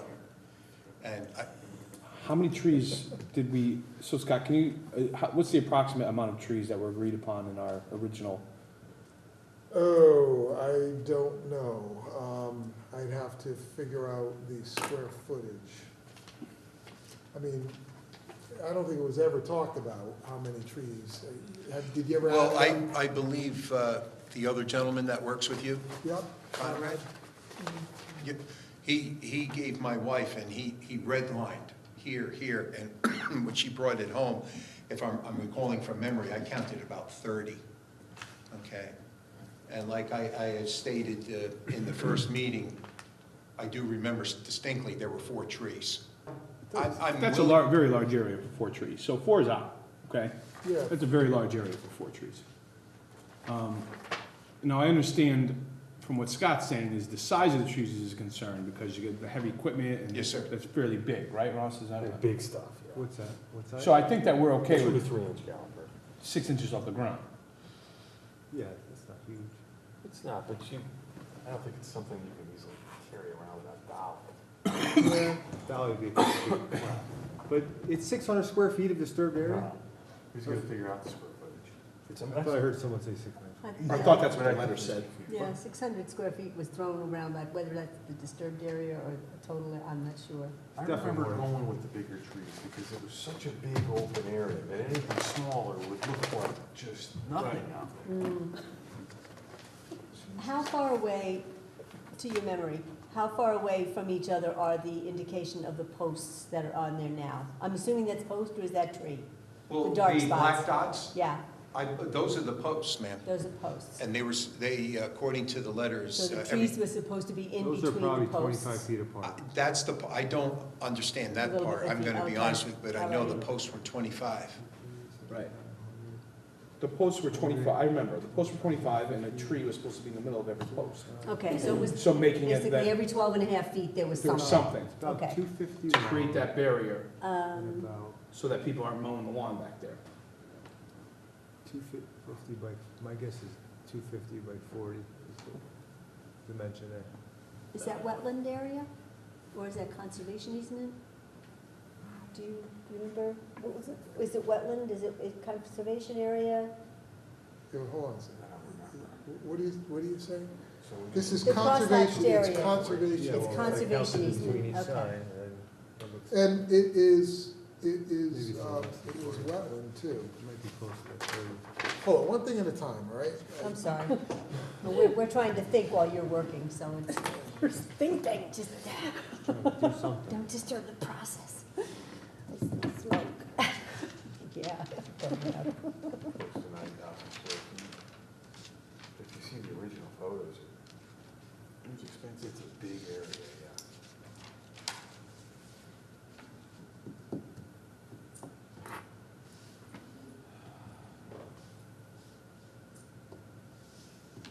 When did you say you'd have this done by? I could have it done quickly. I mean, assuming, now I understand once there's some sort of agreement, right? And some letter is written perhaps, then there's another form that has to be filled out? This is a different situation because there was an agreement. And it was Right. supposed to be done by August 1st, next Wednesday, right. which obviously is not going to happen. 13, if you just take the square footage and you divide it by 500, it's 13 plantings. But if so you take, that's the area every 500 square feet, and then I think what you'd have to do is add in the plantings that would be between each marker. So originally, between each marker, so it'd be 1, 2, 3, 4, 5, 6, 7, 8 more trees on the border, if you follow what I'm saying. So there'd be trees between here. So each, you'd have 1, 2, 3, 4, 5, 6, 7, maybe 8, but say 7. And then the rest of the area equals 63 square feet divided by 500 is 13 more plantings. So 20, as is with our agreement, it's 20 trees. Yeah, roughly. Roughly. And I think, now your next question was, what was being planted? And that is, it says, each, so this, the 20, area shall be replanted with an equal ratio number of swamp maple, maple, spruce, and spice. So all of those are trees except for the spice bush. You threw in one bush in there, so that means that there's 1, 2, 3, so a quarter times 0.25, well, obviously it's 5. Okay, so 5 bushes and the rest are trees. 5 bushes and 15 trees? Yeah. Just roughly. Yeah, I mean, I think we could probably discuss reducing the size a little bit, if the size is that much of an issue, but the number is pretty, in my opinion, is pretty generous for this amount of space. But that's my feeling on it. So if the size, that's not really I don't really understand, I don't know what that means. So I'll leave that to someone who knows better what that size means, but I don't think that number is unreasonable. 15 trees and 5 bushes in that big of a space. And how many, that was the original agreement? Roughly. That's your letter, yes. That's red. Now, the bushes were supposed to be 20 inches high, and the size was 2.5 to 3 inch caliper at 6 inches off the ground, which is one of the, is the fatter. So that's this, right? Yeah. It's a big, that's a pretty good How size. big is the ball on that? Could be 2 feet across the top. Yeah, about. 2.5 feet tall. And you're saying at the beginning. Some of the research, I just quickly went on, a 2.5 to 3 inch caliper tree could be 14 feet with about, and that would equate to like 800 pound total? Yeah. Something along those lines. I mean, it's wet enough as it is back there, and then bringing in the machines. Like I said, I have a gentleman that I've used for years. He's ready to rock and roll once I pull the trigger, and it could be done quickly, assuming I got all the proper paperwork, Listen, but So you're saying way back in the beginning, there may have only been 4 trees back there? that's what, yes, sir. All right, so maybe we can meet you partway, shrink the size of each tree. Because Keep the same amount. Because I totally remember there were I know swamp birch and swamp maple. There was a swamp maple that was hollowed out, that came down. And the rest, the birch, because the sun is at southwestern exposure, it just dried everything out. And they went. So what size you want? 1 3/4 to 2 inches? Well, I was sort of hoping for 1 to 1.5 like the other gentleman, and I mean, I can get, that man can. 1 inch caliper is a tiny little sapling you can pull out of the ground by your hands. That's about 1.5 inch man. Caliper, it's measured from side to side, is it not? When It's a like- pair of it's like- calipers goes around It's like something. It's like not the rate, it's like the It's not the The thickness of the circumference. tree. thickness. No. It's the thickness, why- It's a diameter of It's the a tree. diameter, yeah. Right. So and- 1 inch is only this big. But a That's 1.5 teeny. inch, 1 to 1.5 inch typically is 7, it can be 6.5 to 8 feet, depending on what part of the season you get it. And we're coming up to the end of the season, so they're gonna actually be taller. Height's irrelevant, because 3 feet of that bush weighs 30 ounces. You know what I mean? It's like quarter pound, so that's not, whether it's 5 feet tall or 10 feet tall, if it's the same caliper, it's irrelevant, because the ball's gonna be the same size, based on the caliper. The height depends on how it's grown. It's grown densely or more open, that's a lot of different factors in the height. But we usually go by caliper, which is the more to do with the actual age of the tree. Whether it's only a couple years old, or whether it's, 5, 6 years grown in the nursery. So we're willing to compromise on the size, what size is acceptable? Going down one size in the ranges is gonna be a huge reduction of weight. There might even be potted at that point, and not ball and burlap. So And does that- that but it change, doesn't- or I'm does sorry, that go change how well does that change their survivability, or how well they're gonna thrive, I guess? No, It It's probably changes one- it's like browsing one though, yard doesn't tree. it, for deer? I mean, changes the browsing capability of the deer, I don't because know the if taller deer the eat tree. maple. I don't think deer eat maple. Yeah, deer don't eat maple. So 1.5 to 2? How about birch and that kind of stuff? It's 2 to 2.5 now? 2.5 to 3. It's 2.5 to It's 3. now 2.5 to 3 inches. So you're suggesting 2 sizes now? Okay, so birch is good. What's the next size down from that? I don't, what's the standard, Scott, do you know? I don't know. I think you can get any, I don't think there's cut sizes. I think there's, I think any, if you call out any range, you can get that. Oh, yeah? Okay. I know there's 2.5 is the next, is the size. And then there's an inch and, is it an inch and 3/4 or an I inch never and a buy half? it, I never bought them that small, so I don't Yeah. know. 'Cause usually they're like, that's like, you know, pot. So you think pottery. that going down one size in caliper is gonna reduce that weight in half? So that goes from having to bring a bobcat in to plant that thing to doing it At with least a a spade? third, at least a third. Now, different nurseries will spade the trees totally differently. Doesn't, you know, there's not necessarily a standard. It's based on what machine they bought to spade the tree. So you could have the same, sometimes you get a 3-inch it. caliper tree. I get It's got it. a big ball, it's got a small ball. All right, so in my opinion, we keep the number and we go down one size. Whatever that equates to, you guys can tell Scott how to write that. It'd be 2 to 2.5. So you want a, What was that?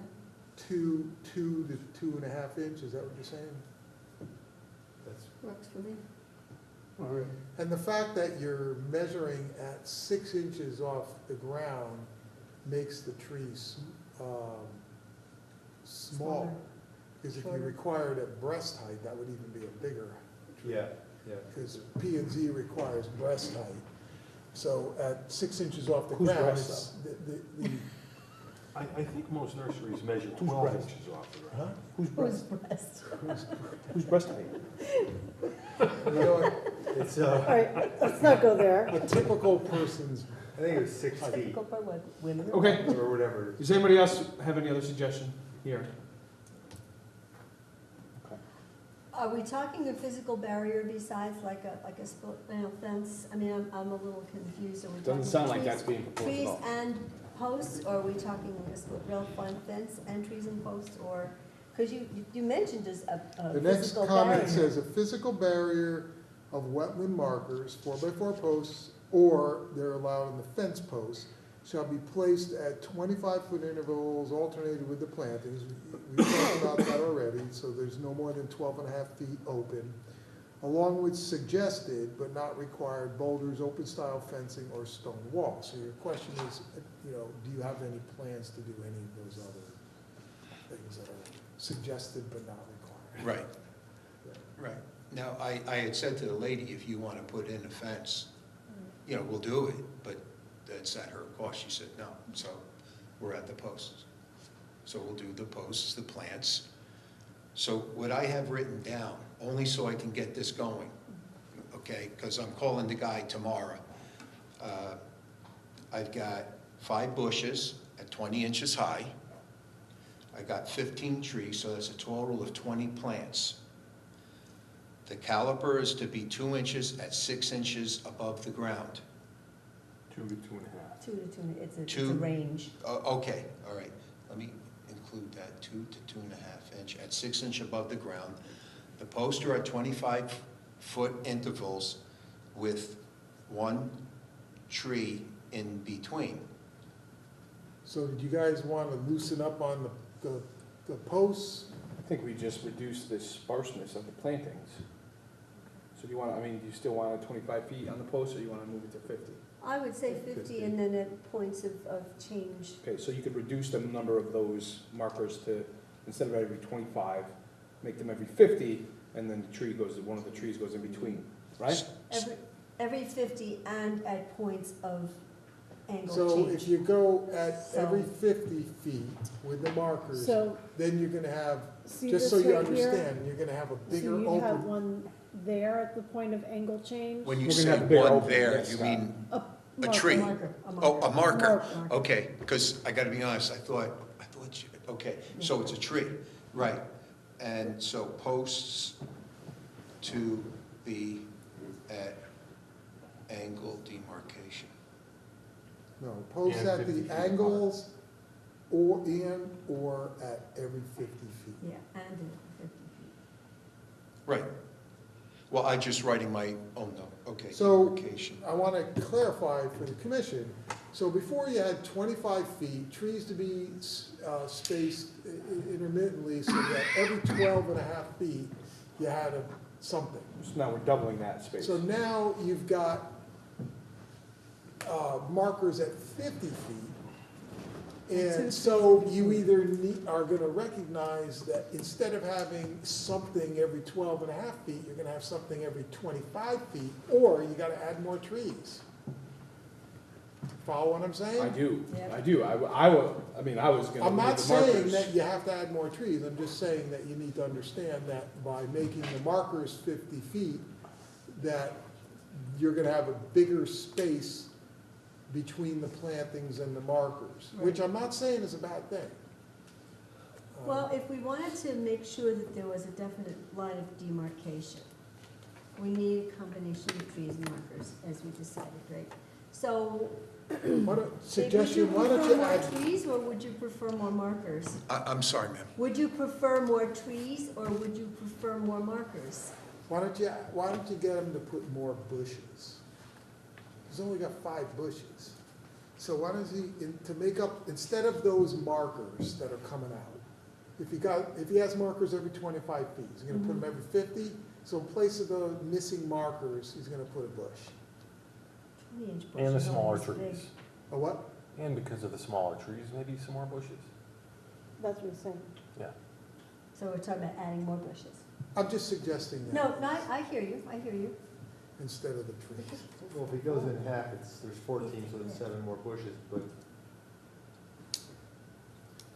So, yeah, it would be adding, how many markers? It's did we probably s- cost for cost, I don't know how much those markers cost. $2. The $3. markers are But gonna you need to run, buy the them- post. the No, markers posts are are gonna more. probably Post is a run 4x4 pressure treated post. to install the Probably mark, cheaper to put the markers in, Mm, and easier, and you don't have to maintain it. right. it's, well, the markers are gonna cost a good penny to put in. You gotta get a 8-foot 4x4 post, you gotta get 2 stakes or rebar. You have to pay someone to dig a hole, you have to install it. I would think that would cost more than a bush. So you understand what's happening here, right, sir? Right. So because we were discussing reducing the amount of markers, that leaves a wider space, so that reduces the barrier into the spot where we don't want anybody to go. Correct. So it's either put the markers back how it was here, or add some other planting to close in that space. Well, if Ms. Spence spoke about bushes, how many bushes would you be talking about? For every marker that we're removing, you gotta put a bush. Okay. So it's about, what, 6 or 7? Well, we're only talking about a 20-inch bush. We're talking something this big. So I would Which- prefer, me personally, I understand what you're saying, sir, but I would stick with the post. That's, Fine. that's fine. So we'll leave the post the way it is. Okay, so we cross out 50 and we go Back to and we say 25. 25. Yeah. Yep, Okay, so 20-inch, 5 bushes, 15 trees at 2 to 2.5 inch caliper at 6 inches above the ground, and with 1 tree in between each post that's set at 25, and posts are to be at the angles of demarcation as well. Got it. okay. Now, do I need to, I'm not sure anymore of the thing, I got my mind elsewhere. Was there other paperwork I'm supposed to fill out, forms or something? You have your, you have the. Correct. And I believe that's all you were required to do. Right. Okay, So so, you just need to talk to Denise to schedule that end of it. I'm sorry, I couldn't You hear just that. need to talk to Denise to make sure she knows what you're doing and when you're doing it, and then you get it done. Okay, well, tomorrow I make the call to Ms. Denise, and I'll call the man. And then she needs to come out and inspect it. That's fine. Okay. Yeah. And the one thing that you do need to do here is, find We need a This is a, timeline. you need to have someone, did you already have someone stake it out? Says he can do it by August 1st. No. First 3 days. Yeah, hold on a second, I'm getting confused. But Denise is okay at first. Denise works part-time, why don't she not get one? Do you want to give more time? And then we're off on Friday. She's off on Friday. She's there tomorrow. All right, so I stand corrected, this, I'm getting, there's so many of these, I can't keep track of them, but this does not involve a conservation easement, correct? There's no conservation? I can't recall, but I don't think, I mean, this was a kind of a straightforward thingy. It was a wetland and an upland review area. Right. Right, so it does not, in that case, we can do it without staking it out. So yeah, you need to call Denise and just coordinate what you're doing. Okay, so I'm writing that down, call her tomorrow. And Gabe. Okay. Thank Works you. for me. All right, folks, thanks again. Thank you very much. All right, Good have a luck. good night now. IWC 2014-0782, 50 Cambridge Drive. Change the outside storage. Did we already do it? You put it on the stick drive, right? So, he's obviously not here. What's the name of this one? So, this involved, Yeah, 50 Cambridge. Yeah, Axel. uh, It is that The one guy right who there. does everything and then has permission later. Oh, you mean the company? Right. which company is it? They Axle changed, they Plastics. changed the storage again? They Scott's changed gonna it show us again. And he promised us left, Oh, right, and this is backwards, and he not- wouldn't do anything more with Isn't it- definition. So this is not the outdoor fenced in, right, Scott? No. Because This that was is- already done. This is the one that was behind the building, Oh, that there it was is, like the 723. shed. See it? Up there, up, right there. Yeah, that's it. All right, so, this is the one that went off the northeast corner of the building. It was the actual, like a trailer storage. Right. And this trailer was proposed right here. They now want to put a ramp with a concrete pad in front of the trailer and push the trailer toward the street more, to the north. So my question to you is, how do you want me to process this? Why, did they tell you why they would still want a concrete pad if they're moving the storage building? They really didn't go into that level of detail. Was there a letter with that? Is But the it's ground already not done? level or something when I they don't driving believe it it was out? done. It's not I done don't yet. believe, I haven't been out there. Is, I is don't the, think- I mean, is the ground like sloped or something and they're worried They about just said it it spilling didn't, it? it didn't work for them, they needed more, they needed it laid out different. I'm thinking that they now have this big concrete pad in front of the storage building, so obviously this stack more concrete barrels pad up. can be utilized. And I'm thinking that, I think it's centered around the fact that they need an area to maneuver, to get the things lifted up and to For the put the forklift van in to and drive back out. For up the, and- yeah, so the forklift and- doesn't tip it over, Yeah, and by going in having and out, it, by okay. having it right here, they don't have that because they got the loading area was too close. And they didn't have, they wanted to have more room. So now they're proposing, why it's concrete, I'm not sure. The question though to you is, do they do a modified site plan application? You have a process for that when someone's modifying their site plan. Do I do an agent approval? Or are we doing a quick little nod and letter? Just to, I gotta be honest with you, just to tell you, this is going to the Planning and Zoning Commission for, Planning and Zoning Commission's handling it as a modified application. That was my. I'd like to see, I'd like to hear more information about, first of all, why, I understand what you're saying, and it sounds like they need room to drive it around, but why is the concrete pad still there? So the modification. They're not telling us why they're doing it.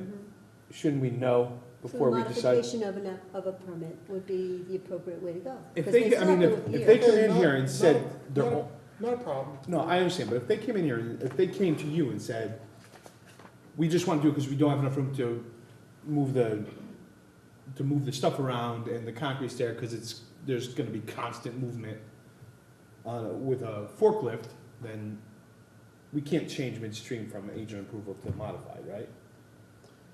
No, I mean, you gotta tell me which way if I get it. halfway through an agent. I like the modify, Okay. personally. Okay, no Do we need to problem. vote that or no? So I'll tell them that they need to What do submit you a guys think? Is it in the modification. conservation easement or within wetland area? It's We within your just upper approved review. that. Not, the last time they were here, we approved the fenced-in area. I remember The that. time before that, which was. We too approved much- the storage area the We time before that. approved the storage area, and it was like a two. Now they're adding, that sounds like, Personally, I think they're gonna be back before you at least once a year. Yes. It's just Okay. that kind of business. Okay. Thank you. So are we gonna deliberate tonight? We It's should, 9:30, yes. it should be, look at her smile over there. Yeah, we you have to better. deliberate on Pepper. Yeah, so. Well, let's- what about 96 and 112 Barn Hill? 96 and 112, we're just gonna, I mean, That's is anybody, what I'm are we saying. not gonna recommend that they go, No. go through the planning and zoning for the Yeah, that it's fine, subdivision? yeah. Yeah, there's we can- no, Okay. whatever Have to do Scott's it. comments were, I move that we have Scott draft a letter of approval, positive referral to the Planning and Zoning Commission. I second.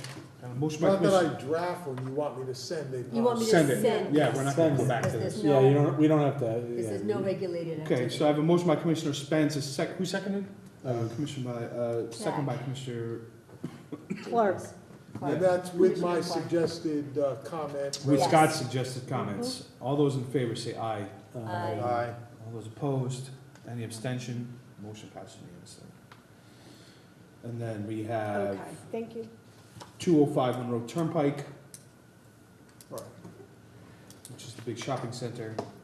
Oh, move to approve with, conditions. No, hold on a second.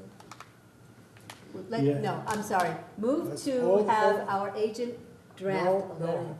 no. Hold on a second. Okay, Remember, the process wasn't, you weren't moving, you weren't even doing that. You just discuss it. We're just going to discuss, I think that And if we're you all on the are- same If page. you're all in consensus about Right. approving We it, make the then motion next meeting. withdraw everything I just said. Request to draft. You just request a draft, and then Okay. you can make your 205 motion. and- will- I would like to Requesting a ask draft. Scott to draft a letter approving this with 205. conditions that we will now list. What a good They idea. are I requesting remember draft. the last time we talked about trying to get them to move the septic systems further away from that wall. They did. They did? Yeah. It looked like it was in the same place. You're looking at the same spot to me. I was actually gonna say something like that, but I wasn't sure because it wasn't written on that I sheet. think they just changed the piping and where it went. It was to keep those retaining things away from the wall so the salt doesn't bleed into the wetland. Just as a word of caution, I know you closed the hearing, but in the future, just kind of tune into that, because it makes it really hard to come up with your letters when we don't have the information, so now we gotta make everything contingent on that. And it just gets very. information. Did we not write that down Yeah, last 'cause you, time? last Well, time you what mentioned happened, what happened I thought was, they Kevin Sawyer revised the wrote that. plan. Yeah. And he But- reiterated. They didn't submit it yet. I thought they submitted it Oh, electronically. I thought oh, they we submitted it, accepted but that. I didn't see it. And All right, so we should be able to bring that back up. if We you- closed the hearing. Yeah, We we closed can't the bring hearing. everything back up. But, and I Next didn't time. want to influence you to but we that didn't vote degree. on it yet.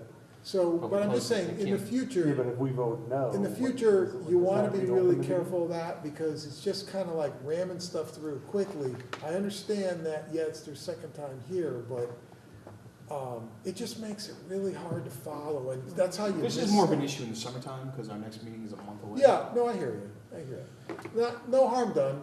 It is what it is. I It's thought still- about it after. I mean, I did too, because I remember Kevin Soley saying, I mentioned it, or someone, I think it was me and somebody else, and I remember him like reiterating it to us, okay, yeah, we can remove that to keep the cavity of the water storage away from the wall, so it doesn't bleed through the wall into the wetlands, but then I'm looking at the plan, and they said we didn't get the new set of plans, and it was only what was up there. Well, that's my point, that, so if you get you had me put in your regulations that people must submit 5 days ahead of time, or else the hearing stays open. You're right, it's our fault for And closing. now you're backpedaling and you're going away from it. Yeah. So you need to tell the applicants that they have to do that. Once you start varying from that, they're gonna do They're this. gonna do that every Now, time. you know, in one respect, okay, I guess it's good that they're very happy, because it moves it along, they get to go to P and Z and, you know, et cetera, et cetera. On the other, it's how mistakes are made, and it's really hard to, cause I don't know, you know, he said a bunch of things, I don't, okay, they're gonna eliminate this and eliminate that, and, all right, but now when you get the plan, is that what you really wanted? I don't know, Well, it's do we gonna have to do be. we have notes from the previous hearing about that storm retention thing? That we can kind of say, hey, you know, we kind of, this slipped through the cracks tonight, or is that? You It's can't. Then just one of ask- those things we just may ask them to do. do it? Just You ask- can do what you're gonna do, you're gonna approve with modifications and with conditions, but, it's much more legally sound to discuss things with an applicant, make sure you're on the same page before you close and go to vote. I'm just saying, in the end, I'm gonna get a plan and you're not gonna see it. Right. You know, I'm gonna do my best, but But that I'm was just the only saying, you're concern we getting had to closed out by doing that. So you just wanna be careful in the future that, you know, try not to close a hearing until they've addressed everything and submitted it to them. Would be a good practice. Now, you're gonna vary from that occasionally, I mean, it will happen. But not, we shouldn't have, actually, it is our fault for closing the hearing, or for allowing the hearing to be closed, because, and it's normally our process to not approve anything or even close it unless we have written proof in front of us, which is why we were hedging on, not hedging, but really getting down the nitty-gritty on some of the other things that we were doing. So it's, I feel responsible, I didn't push the issue, but I should have. Well, with a lot of these people too, when you get down to the point where you're discussing, and I realize remediation might be a little different, but on applications for development, when you're just trying to cherry pick landscaping and kind of, you should be saying, well, that's not acceptable, and they should be giving you a plan and you should be accepting it.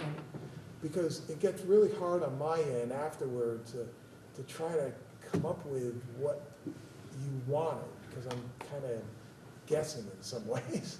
Yeah, well, exactly, the Ridgedale one, why wasn't he here with why wasn't he here with this, with a modified proposal plan? He's, you know what I'm saying, he showed us the old one and kind of pointed to what area. Well, we don't want to be careful about, let's stick on. Well, we're not talking about that one right now. Yeah, That's, you want- No, I'm not talking about that, I'm just saying as an example of, they came back in for a change, and they all they did was throw the old map up. The guy didn't even go on his computer Right. and make a change so that we could actually see, so we're Well, trying to see, imagine it in our That's the head. point I'm trying to make, is Yeah. like, people need to present you with a plan to show you. Instead of this discussion and this negotiation and saying, well, you have this bush and that bush and this tree, and well, how about 5 of those? You should be saying to them, you know, we want you to do this, bring a plan to us so we can approve it. And I know, you know, it's just, from a legal perspective, it's gonna be a lot tighter. And remember, some of this stuff we could get appealed on or sued, and then if it's loose, I agree then 100%. it's hard to kind of keep up with it. I agree 100%. If someone's gonna have it come up with an old plan and only show up an old plan and say, come back to us when you got a modified plan. You know, we could discuss it, but you're gonna come back in with a modified plan. We're not gonna sit, like all this taking notes and trying to like make all these auxiliary notes. Come back with, well, this is what we decided we'll let you do.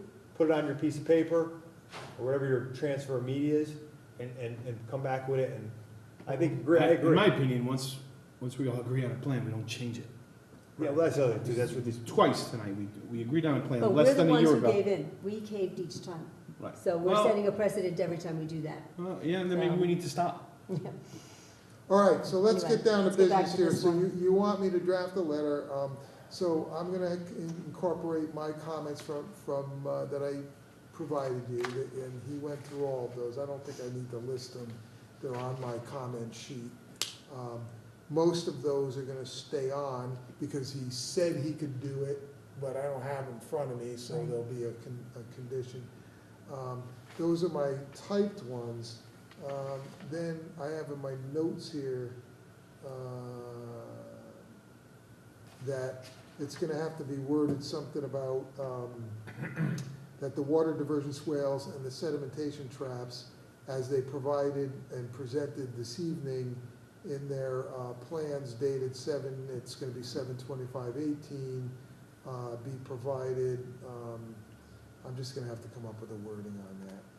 You want to put in LOD lines around the level spreaders, no further away from the level spreaders or the pipes leading up to them, no further away than 5 feet off the pipe or the level spreader. You want relocate the proposed plantings for the sedimentation basin to the wall. And this is the one that's like really loose. I'll come up with some more detailed wording for it, but it's like, okay, what am I supposed to do for that? You know, where, how, when, you know. But then in there, the blueberry, chokeberry, bittersweet, and Viburnum. And plethora. Verbatim, I was gonna say. Yeah. Viburnum. It's like a plethora of plethora. Yeah, those 4 bushes, 18 to 24 inches, where did you want them? Those are going in the area around the level spreader. Around the Around level in the spreader. 5 I foot, didn't write that down. in the 5 foot, LOD around that. In the 5 feet. And Okay. I'm thinking that for the plantings that were gonna be smushed up against the wall, that what they had proposed on the original plan, they used the same plants as what he was saying, they were gonna use the same plants, but just put them in all the disturbed areas that were disturbed in the process of building the wall.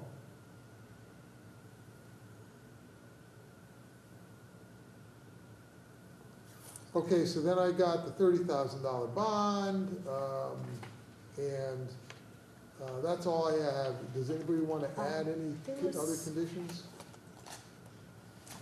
We can't add anything about this possibly moving the infiltrators? It's too late for that? Moving the I remember the discussion about the infiltrators and the, Further away from the back of the wall so it didn't seep through the wall into the wetlands, changing the temperature of the water that's going into there. It was in the first hearing, but I mean, you discussed that, without having it on a plan though, it's kind of, Because all they did is they vaguely said they moved everything up away from the wetlands, but it didn't say how far away. well, let me put you this way. They proposed in their drawing, they proposed a poured in place concrete retaining wall. And I questioned them on that, and they said, no, we're not gonna do that, we're gonna do a modular block wall. So if they do the modular block wall for the heights they're talking about, they're gonna be a minimum of 10 feet away from the wall with their structural backfill and their geosynthetic fabric, that their stabilization fabric. So they're gonna be at least 10 to 15 feet away from the wall with anything else. It's also manufactured aggregate, which is very porous. So It is porous, you're right. And those walls. But what's gonna happen is the water is gonna go down because it's porous too. It's not gonna go, so I don't know if you're gonna get it, blowing out the wall up above. It's gonna be bubbling up probably in the toe, toward the bottom to the toe of the wall. And that's probably, that's probably virginal soil height, which is gonna wind up in the wetlands. Well, the structures are designed as detention structures. They're not retention structures, meaning that the volume, most of the volume of water that goes in is going to go out as attenuated flow. It's not going out as exfiltration, if you follow what I'm saying. Like treated flow. treated, It's treated regulated, meaning, so. it's treated meaning that it's attenuated. It's not, it's treated, yeah, okay, it's treated by sitting in there, so there's a water quality volume associated with it. Actually, there isn't. There, in lieu of the water quality volume, what they're doing is they're giving you hydrodynamic separators. So they're treating, the water treatment is happening in the units that they're providing, the hydrodynamic separators. The actual system itself is a volume that's there to attenuate flow. You follow what I'm saying? No, you're using the same word to describe what you're trying to describe. It's like a temporary reservoir. Attenuate, is one To meter the soaking flow in out of and the the other outflow. one just regulated flow? No, yes, attenuating the flow is slowing down the peak discharge. It's like a bathtub. You fill up the bathtub, and the bathtub fills up. The outlet pipe is very slow because it's clogged, so it empties out slowly, as opposed to putting your shower on and having the water go straight out. As you're taking the shower, the bathtub fills up with water. That's attenuating the flow. So is that detention or retention? That's detention. That's detention. Are you detaining the water? The water quality volume is, people either provide a water quality volume, which is a volume available for the water to sit, a certain percentage of the water per formula. It sits there, and the particles, suspended particles can drop out because the velocity slows down, and that treats the pollution that's in the water. It can drop out. That's in an open basin. In these closed basins, they typically put in hydrodynamic separators so that the particles get caught up in that separator, which get cleaned out once in a while. Okay? So my point I'm trying to make is, these things aren't designed to blow out a lot of water. The water that they're blowing out is going to come out the discharge pipe, which goes to those level spreaders. So it's, I'm answering your question in that we're not talking a lot of flow coming out of these things going through the wall. If they were retention systems like you have at houses, then yes, you're putting the water in the ground and you're pumping it out into the ground. They're not doing that. But it will fill to some degree and leach out to some degree. If it's They have a long. liner around it. There's a liner. They don't want the water to spill out. They want it to attenuate. So the plan showed a liner? I believe so, yeah, from what I I recall. thought we discussed the liner also at the same time. Yeah, he puts a liner around it. Well, in that And case- again, you understand what I'm saying? Yeah. It's so that the discharge goes to the level spreader. So all the parking lot water goes to level spreaders in that plant, on that Yes. development? And roof drains. Yes. And roof drain. The key is that the peak is not increased. Yeah.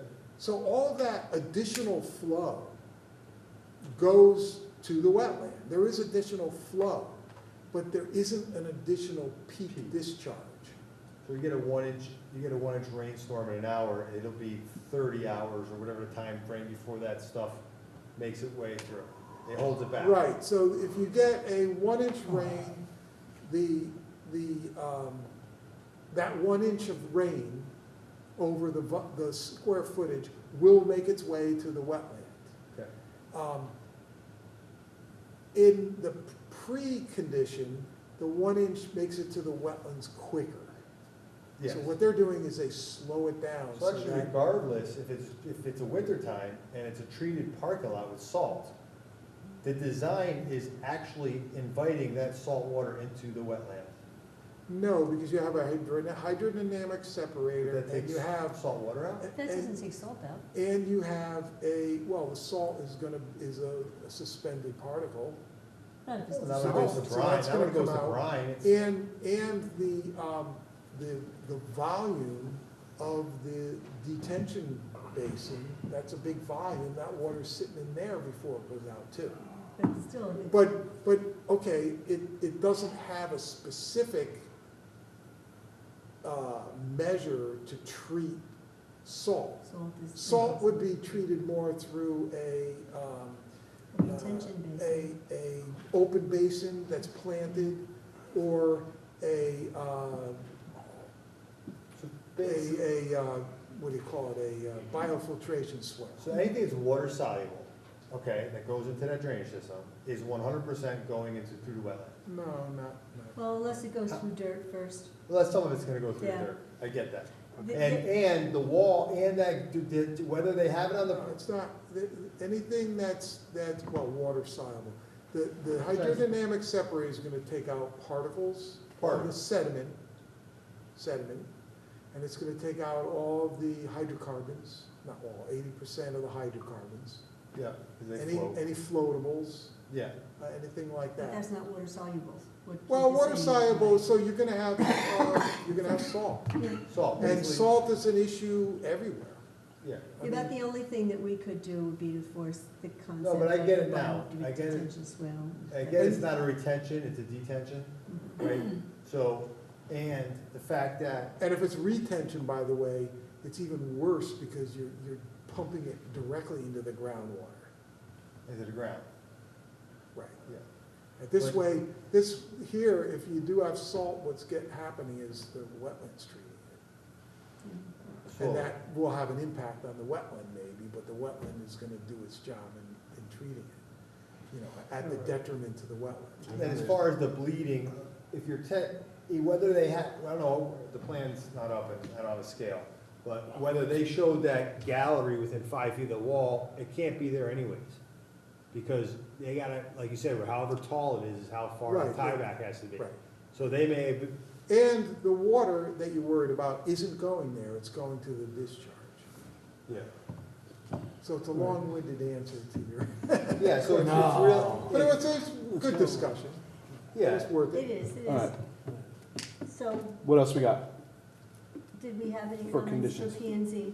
That's it, that's all I had written down. You've got reasons you have to state too, so. Who made the motion, Lois? Oh, no, we didn't motion, We didn't sorry. vote. We can't motion as long as it's, we gotta. One vote on and it next. three, I You're not think. making a motion, I'm sorry, Liz. 1 and 3. 1 and 3? I don't think you're sorry.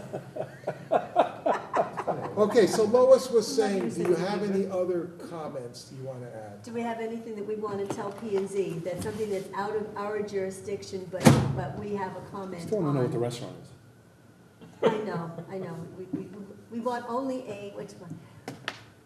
I can't think of anything, except that I would rather see the gas station switched with the restaurant. I think the restaurant's a prettier look on the road than a gas station is, but that's not, And the tractor trailers have to manage through a parking Another lot. gas station. Yeah. I know. Okay, Um, all right, That's all I have. thank you very much. All right, I'll Thank you, Scott. get you a draft. IWC 2018-06, 45 Pepper, Monroe Recycling Aggregates, All right. applicant Doug Reich, RLA, civil engineering representative. Rich, Doug Rich. It's pronounced, just to help you. I had a question for Scott. I read through it, and I'm sorry, where are you? we're on the draft approval for 285, yes. 485.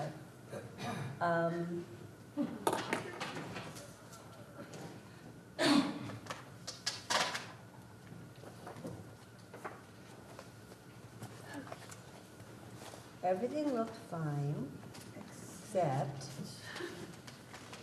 number H, letter H. Under 1, under this is the applicant shall submit once complete site plan, blah, blah, blah, blah, must include the following revisions. If you go down to letter H, maybe it's just the way I'm reading it, but I don't understand what it's saying. Are you following me? Provide detailed drawings of the described modular block, You retaining know, I just wall. realized that I'm confusing this one with the one we just talked about. The one we just talked about is the modular block, so it was that for, Okay. so. Note that the poured concrete retaining wall on the plan needs to be removed.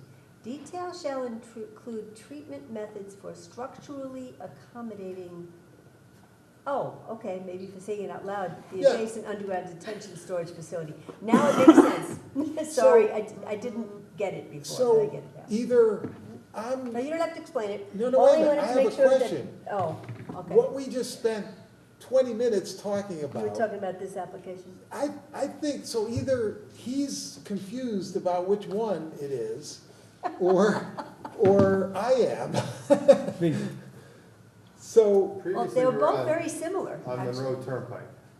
yeah, Yeah. First and, one we and talked now about that I'm was- thinking, it is this one, you're getting it mixed up with this new one. The discussion about the detention being too close to the wall, that was this one, And we did it, we talked about on both of them. both of them. We did, and he did Okay, so talk this about is your the pet liner. peeve. He did talk about the liner, he brought up the liner on. Yeah. We talked about it on both because everybody was talking about the water leaching down. Okay, and all right, so, we definitely did. so, all right, so go ahead. And it was one right after the other, so. Yeah. So that was just, I just needed to, it wasn't, it sounded like it was more awkward than it really was. So it's an So you're okay with it? I am okay with it. Okay. I have no idea what you're Does talking anybody about. have but I anything else get for it. that draft letter? We all got an email. Did we all read it, right? Yeah. Yeah, sure. Okay, I didn't have anything. The only thing I didn't see that I had written down and is, now I didn't, all I read, I'll be honest, all I really read was this part about the conditions. Did we have a referral comment to P and Z in that letter? Okay, just a clarification for the record. I did read it, You but guys are I didn't voting on this, recall you it. need to know everything that's in that letter. I read it. So I read every when I give word. you drafts, it's, everybody's stating that they read this whole thing, because that's what you're voting on. You gotta read the whole thing. So take a minute to read it. I while don't have, I she's only doing- printed out one page. While she's doing that, It's a 7-page document. yeah, but my point is, that's extremely Anyone want to important. peruse it? I do. It's I read extremely it. important for the record, because when this gets to court, it has to be abundantly clear that this is not my letter that I spoon-fed you. This is what you are asking me to do and what you're voting on. So that's why I give you a draft ahead. I saw it, I read it, I saw it. Right. Well, some of this God, is you should have standard. taken that from me. I need it. Just to wait a minute, let them read it, and then I'll take it Okay, back. because I was gonna summarize it while you guys were reading it. Okay. That's fine. Just gotta see what, I read it. most of Read the this emails when I get them from is, You're right, the first page is really. right, because most of it's, The other stuff is all mostly the standard. same. So, yeah, so you can read Is it. that this? No. And I'm not seeing what I was about to mention. Okay. And maybe this is it. The very last comment on here, you don't have. Scratch it up if you want. Permanent sedimentation and erosion, this is a P and Z comment referral. Permanent sedimentation and erosion control measures should be provided for the manufacturing of the operation. That should include a crushed stone berm along the downgrading side of the stockpile, receiving tipping area and low-height concrete containment walls around at least 2 sides of the material. Processing storage piles on the perimeter, blah, blah, blah. That is for the concept of being able to push against it. Is that what that Yeah, wall is for? yep. Okay. Because Yeah, I you didn't use asked the me to language you tell- did. I just said something to push against. Yeah, it was like So- after the fact, and you said, well, can you put that in as a comment Okay. for P and Z? And crushed stone for filtering, so that's all in there. So, never mind, I think you did a great job. Good job. I love it. All right, so just so everyone, it's a 7-page document, and it includes the specific conditions that are labeled on page 3, which is 1A through I, and then number 2, and number 3. The second page lists the reasons for your approval. two items listed. And then the rest of it is fairly standard with the requirements for the, filing of the plans and the timing in section B of the, the typical 5-year timing. I don't think any of that is different. It lists a $24,000 bond in section C, and it goes on to have section D, conditions for addressing the, to be addressed prior to the issuance of the certificate of occupancy. E, conditions addressed prior to the bond release. F, standard comments, which you've had as standard for some time now, and then it goes on page 6 to list other statements and qualification standards and conditions, which are all standard. And Lois just went over the 2 items that you asked me to put in as kind of a referral to the Planning and Zoning Commission. Okay? Thank you very much. I will entertain a motion. Move to approve the draft as written. Second. So I got a motion by Commissioner Spence, a second by, pick one. Push me for you. Take it. All those in favor say aye. Aye. Any opposed? Any abstention? Motion passes.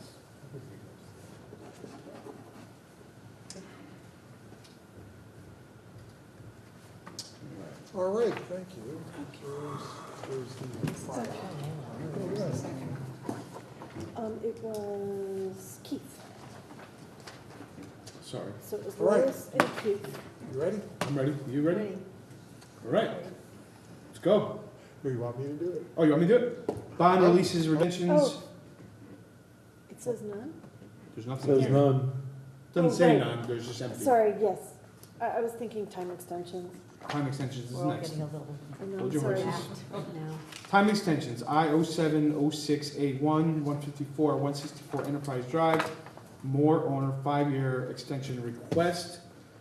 Is this one of our standard 5 years? Yeah, they're done, they're almost done with the first building. Douglas Rich sent the letter, by the way, Rich. This was for 2 different lots. The first lot was pretty much done. Did a nice job, and they're asking for the. Move to approve. I have a motion to approve by Commissioner Spence, do I hear a second? Second. Second by Commissioner Gingrass, all those in favor say aye. Aye. Any opposed? Any abstention? Extension granted unanimously. Okay, now we got agent approval, so we issued one for 410 Monroe Turnpike for an underground storage tank, 59 Turkey Roost Road for a new pool, 28 Woodland Road, new pool installation, 51 Crestwood Road, storage shed, and 500 Pepper Street, landscape and lighting. I just want to tell you a little bit about the 500 Pepper Street, just so you know, is a Karuba. And what they did was they just shifted their landscaping a bit and their lighting, and they actually did some other tweaks that were beyond the upland review area. But I did it as an agent approval because the work has already been done there, and they've already developed it, and it's just a tweak, so I just figured an agent approval would be quicker and easier. Thank you. Permitted uses as of right, the Public Works Department has one that they want to report that they're working on at 88 Richards Drive, which is, they've been requested to clear the roadway culvert outlet at that location. And they are either have gone there yesterday or today, or very soon will be going there to clean that out. As far as the rest of them, we have a permitted use as of right for 551 Pepper Street. This is the self-storage facility that is north of the Fairfield Stone violation that you had. I don't know if you remember that, which we have to follow up on. I find out what the, can you write that down? get a status report to follow up on that Fairfield Stone violation. Basically what this is, it's a detention basin that was completely open when the plans were approved, and it had trees and plantings around the perimeter, and it has filled in quite a bit. They want to go out and cut the growth that's within the water line and clean it out, kind of like what Vitrinox did with their basin. So we're going to do that as a permitted use as of right, and I need you to make a jurisdictional rule. So rule. Yeah, how do I do that? I guess, why don't you do a motion that, just to, All right, move that we consider the situation at 551 Pepper Street to be a permitted use as of right. We have a motion by Commissioner Spence. Do I hear a second? Second. Second. All those in favor, excuse me. Aye. Aye. Any opposed? Any abstention? Motion passes unanimously.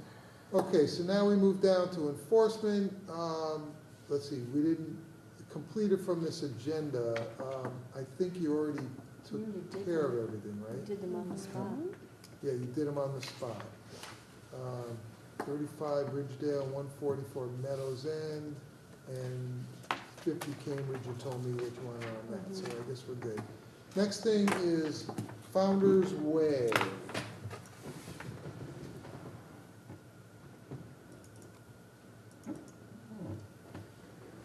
Okay, we got a big one. It's another conservation easement, wetlands, upland review area, you name it.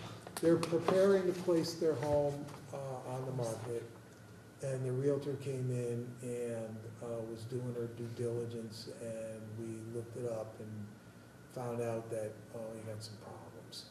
So she went back and explained it all to the property owners, and they're aware of it. And I explained to them that just to keep things flowing in the proper direction for processing and procedural matters, that it would come to you tonight, and that I'd be getting in touch with them, that it most likely would be a notice of violation. All right, so they have some conditions that they bought. They only bought it a couple of years ago, and apparently the previous owner did a number of things and didn't disclose it in their purchase. So the violations are filling within the conservation easement. They built a retaining wall, filled into the conservation easement, into the retaining wall. They put in a pool, which they got a permit for, but the permit for the pool did not have a sign-off from wetlands. So I don't know what happened there, but that was back in the day. They installed a pool, amenities, electrical, and in the conservation easement. They built a pool shed within the easement. It's got a retaining wall, fencing. It's got two kinds of walls. I think it's got a retaining wall and a stone wall. Small piece of driveway, just clips the corner of the driveway in the conservation easement, and general encroachment in the conservation easement. We are going by building permit for the pool, and the pool, I should say, has since been removed. So they built this wall, they filled the backyard just so they could build a pool, built-in pool, and now the pool's gone. And the shed remains, and obviously the fill remains. So here's a bunch of the stuff that we took the information from, and here is the plan. So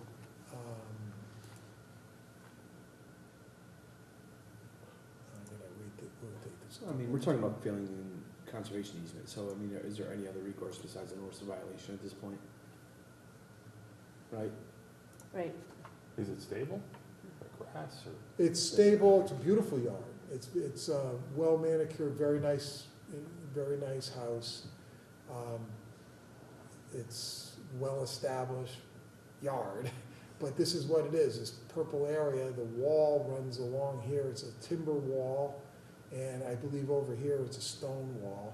And Denise is telling me that the shed, you could just make it out, is right here. Very nice, high-end structure. That could be moved. It could be moved, it's gonna take a bit to move it. That's well. And behind the structure is the wall, she said the wall's like 8 feet high. What? Really?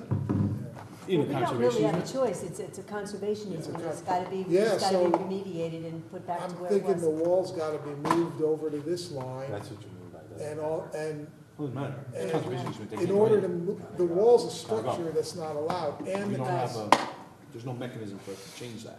and the conservation easement says that fill isn't allowed either, so. So, Notice of violation.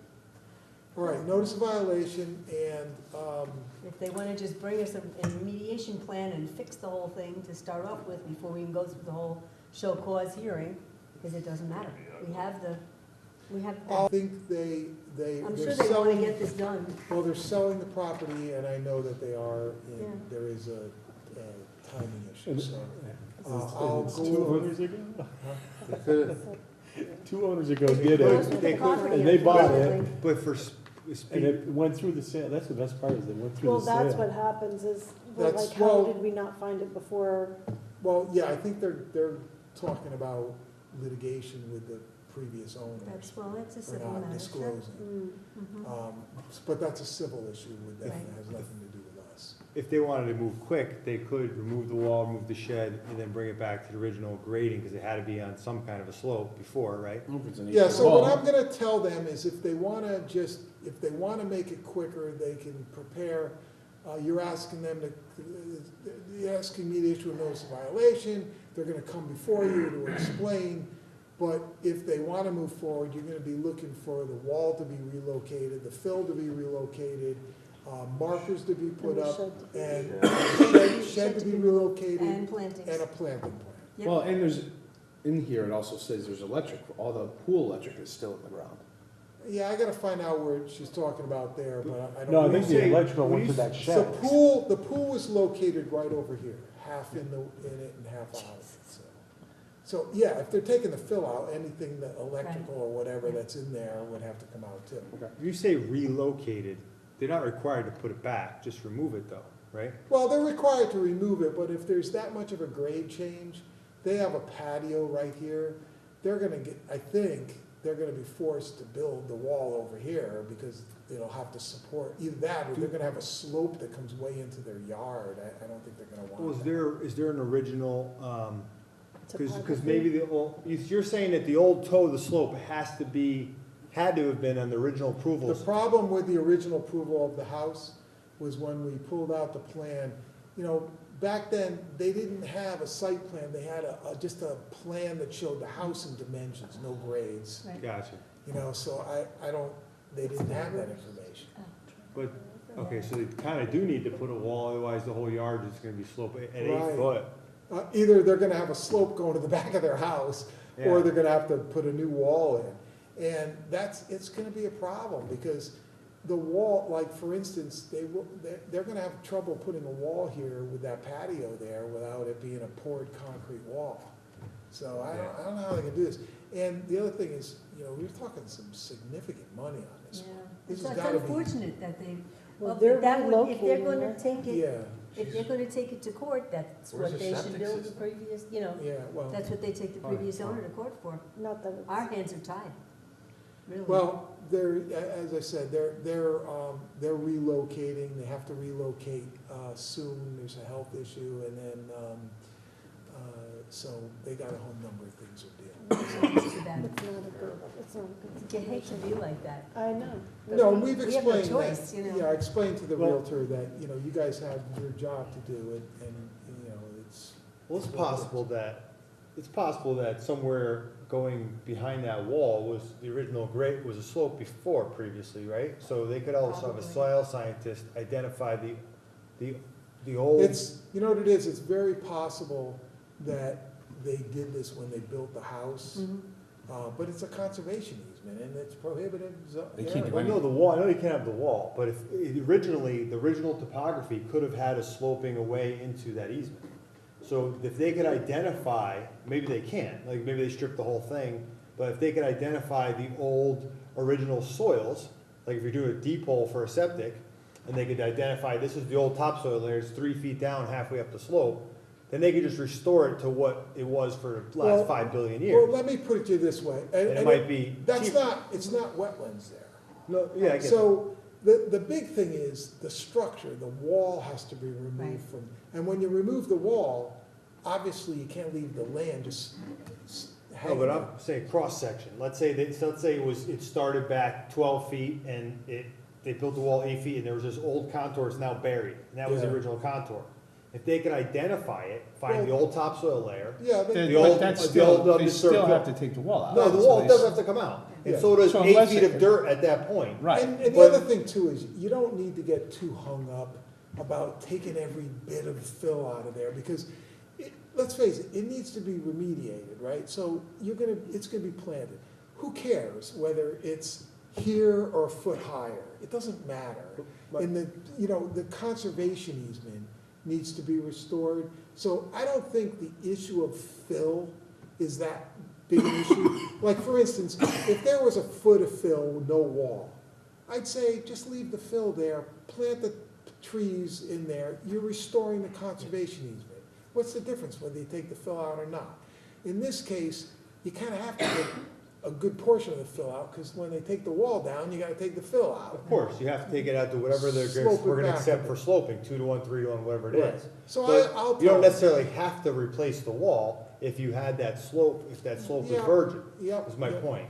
Yeah, we So they can. could explore that and find out, Right. and then it's a quick thing, because they just rip the wall out, they haul the fill out, they put the seed and the plants in, Yeah. they But they remove the gotta get shed, someone in they can here sell it. to look Yeah, at they it and give need, you a they plan. need somebody in there to do it. So- Yeah. But anyway, that's the story. All right, I'll relay that to them and we'll take it from there. Owl Hill Road, Karuba, he, That's just to Finished? report to you that they finished the work, excellent, and we're gonna send a letter putting closure on it. excellent. Okay, so we're moving on to general discussion or other. 7, the Main Street Trumbull was a Wait a minute. notification, we got a letter that it was within 5. Karuba and Owl Hill Road, did you say that they finished everything over there? Yeah, Did anybody go there to see? yeah, Yeah. Denise went and took pictures and the whole thing. Oh, good. Yeah. You can't see anything from the street that anything was done. Oh, really? Yeah. Yeah, no, she went, she actually met with the lawyer, And walk the property. and they walked the Okay. property. All the She big took- trees are she in took and all that. pictures. The trees are in, the mulch bed is in, and all that stuff. I had wondered, because I live at the bottom of the hill on Turkey Roost, and whenever I pass by, I said, man, when are they gonna get going on it? There was some big stuff that had to be brought in there. Yeah, And I never saw anything. oh, really? Yeah. Yeah, well, I'll show you the pictures if you want to see them. No, I trust you. I trust you. I'm just telling Come you. on into If it was in it. here and nobody went to see it, I'm thinking maybe they're getting away with something, you know? No, they're not happy, by the way, because Yeah. they thought the trees were too big and all this and that. Too There's big, a lot too of much, they complaints. don't look good. All right, so this Main Street referral, 7180 and 7192, this was a referral that was sent, it's not an application to their Inland Wetlands Commission, it was an application to their P&Z Commission. They're regrading their front lawn, their front yard area and putting topsoil in and seeding it and that kind of thing. It's nowhere near the upland review area, which is in the backyard. Separate note is, this is one of the property that's associated with the violation that's at that Victoria, that sports complex on Victoria Drive. The back of that you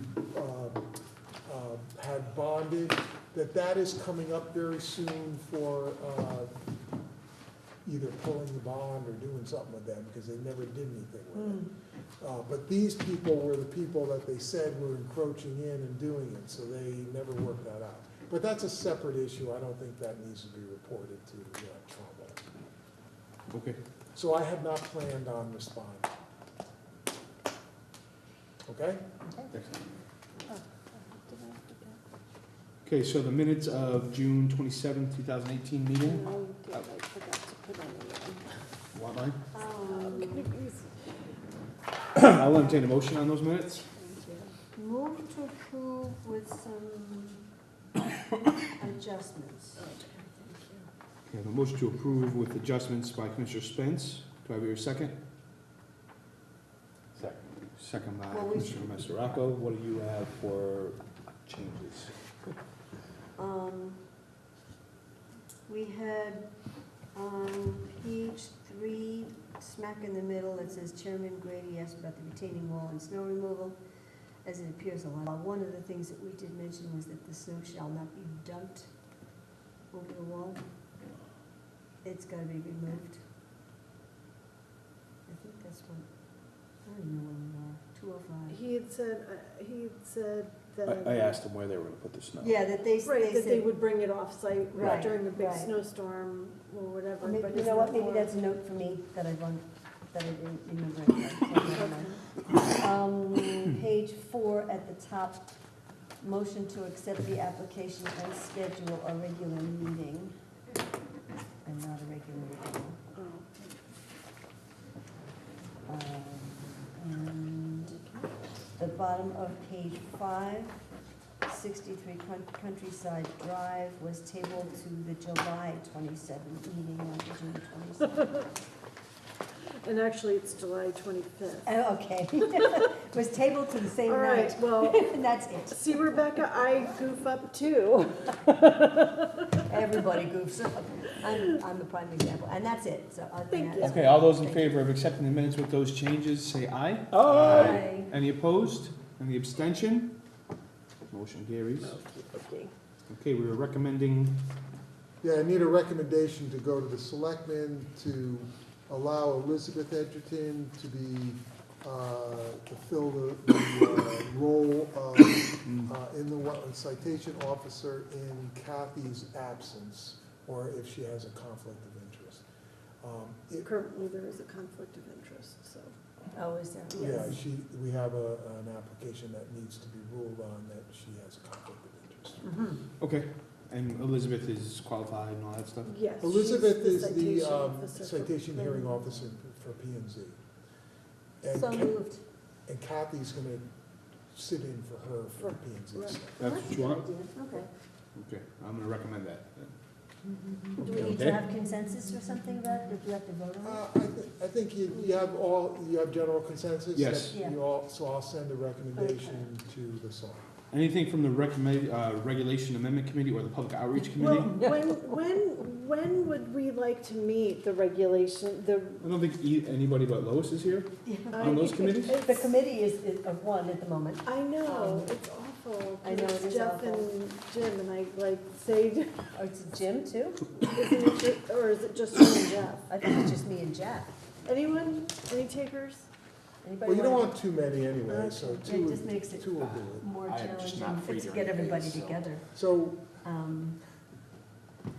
All right, well, I will, send Because out Throw out a bunch of dates. we had and another different- item come up this week to add to the list, so there Oh, are really? a couple of. We do need to do that. If nothing else, we need to just make sure that we're on the same page as the statutes and stuff like that. Yeah, I did. What was that? Any correspondence? No, Okay, guess what time it is? I make a motion to adjourn? got a motion to adjourn I'll by second. Commissioner Gingrich, a second by Commissioner Spence. All those in favor say aye. Aye. Any opposed? Any abstention? Meeting's adjourned. Thank Thank you, everybody. 10:20.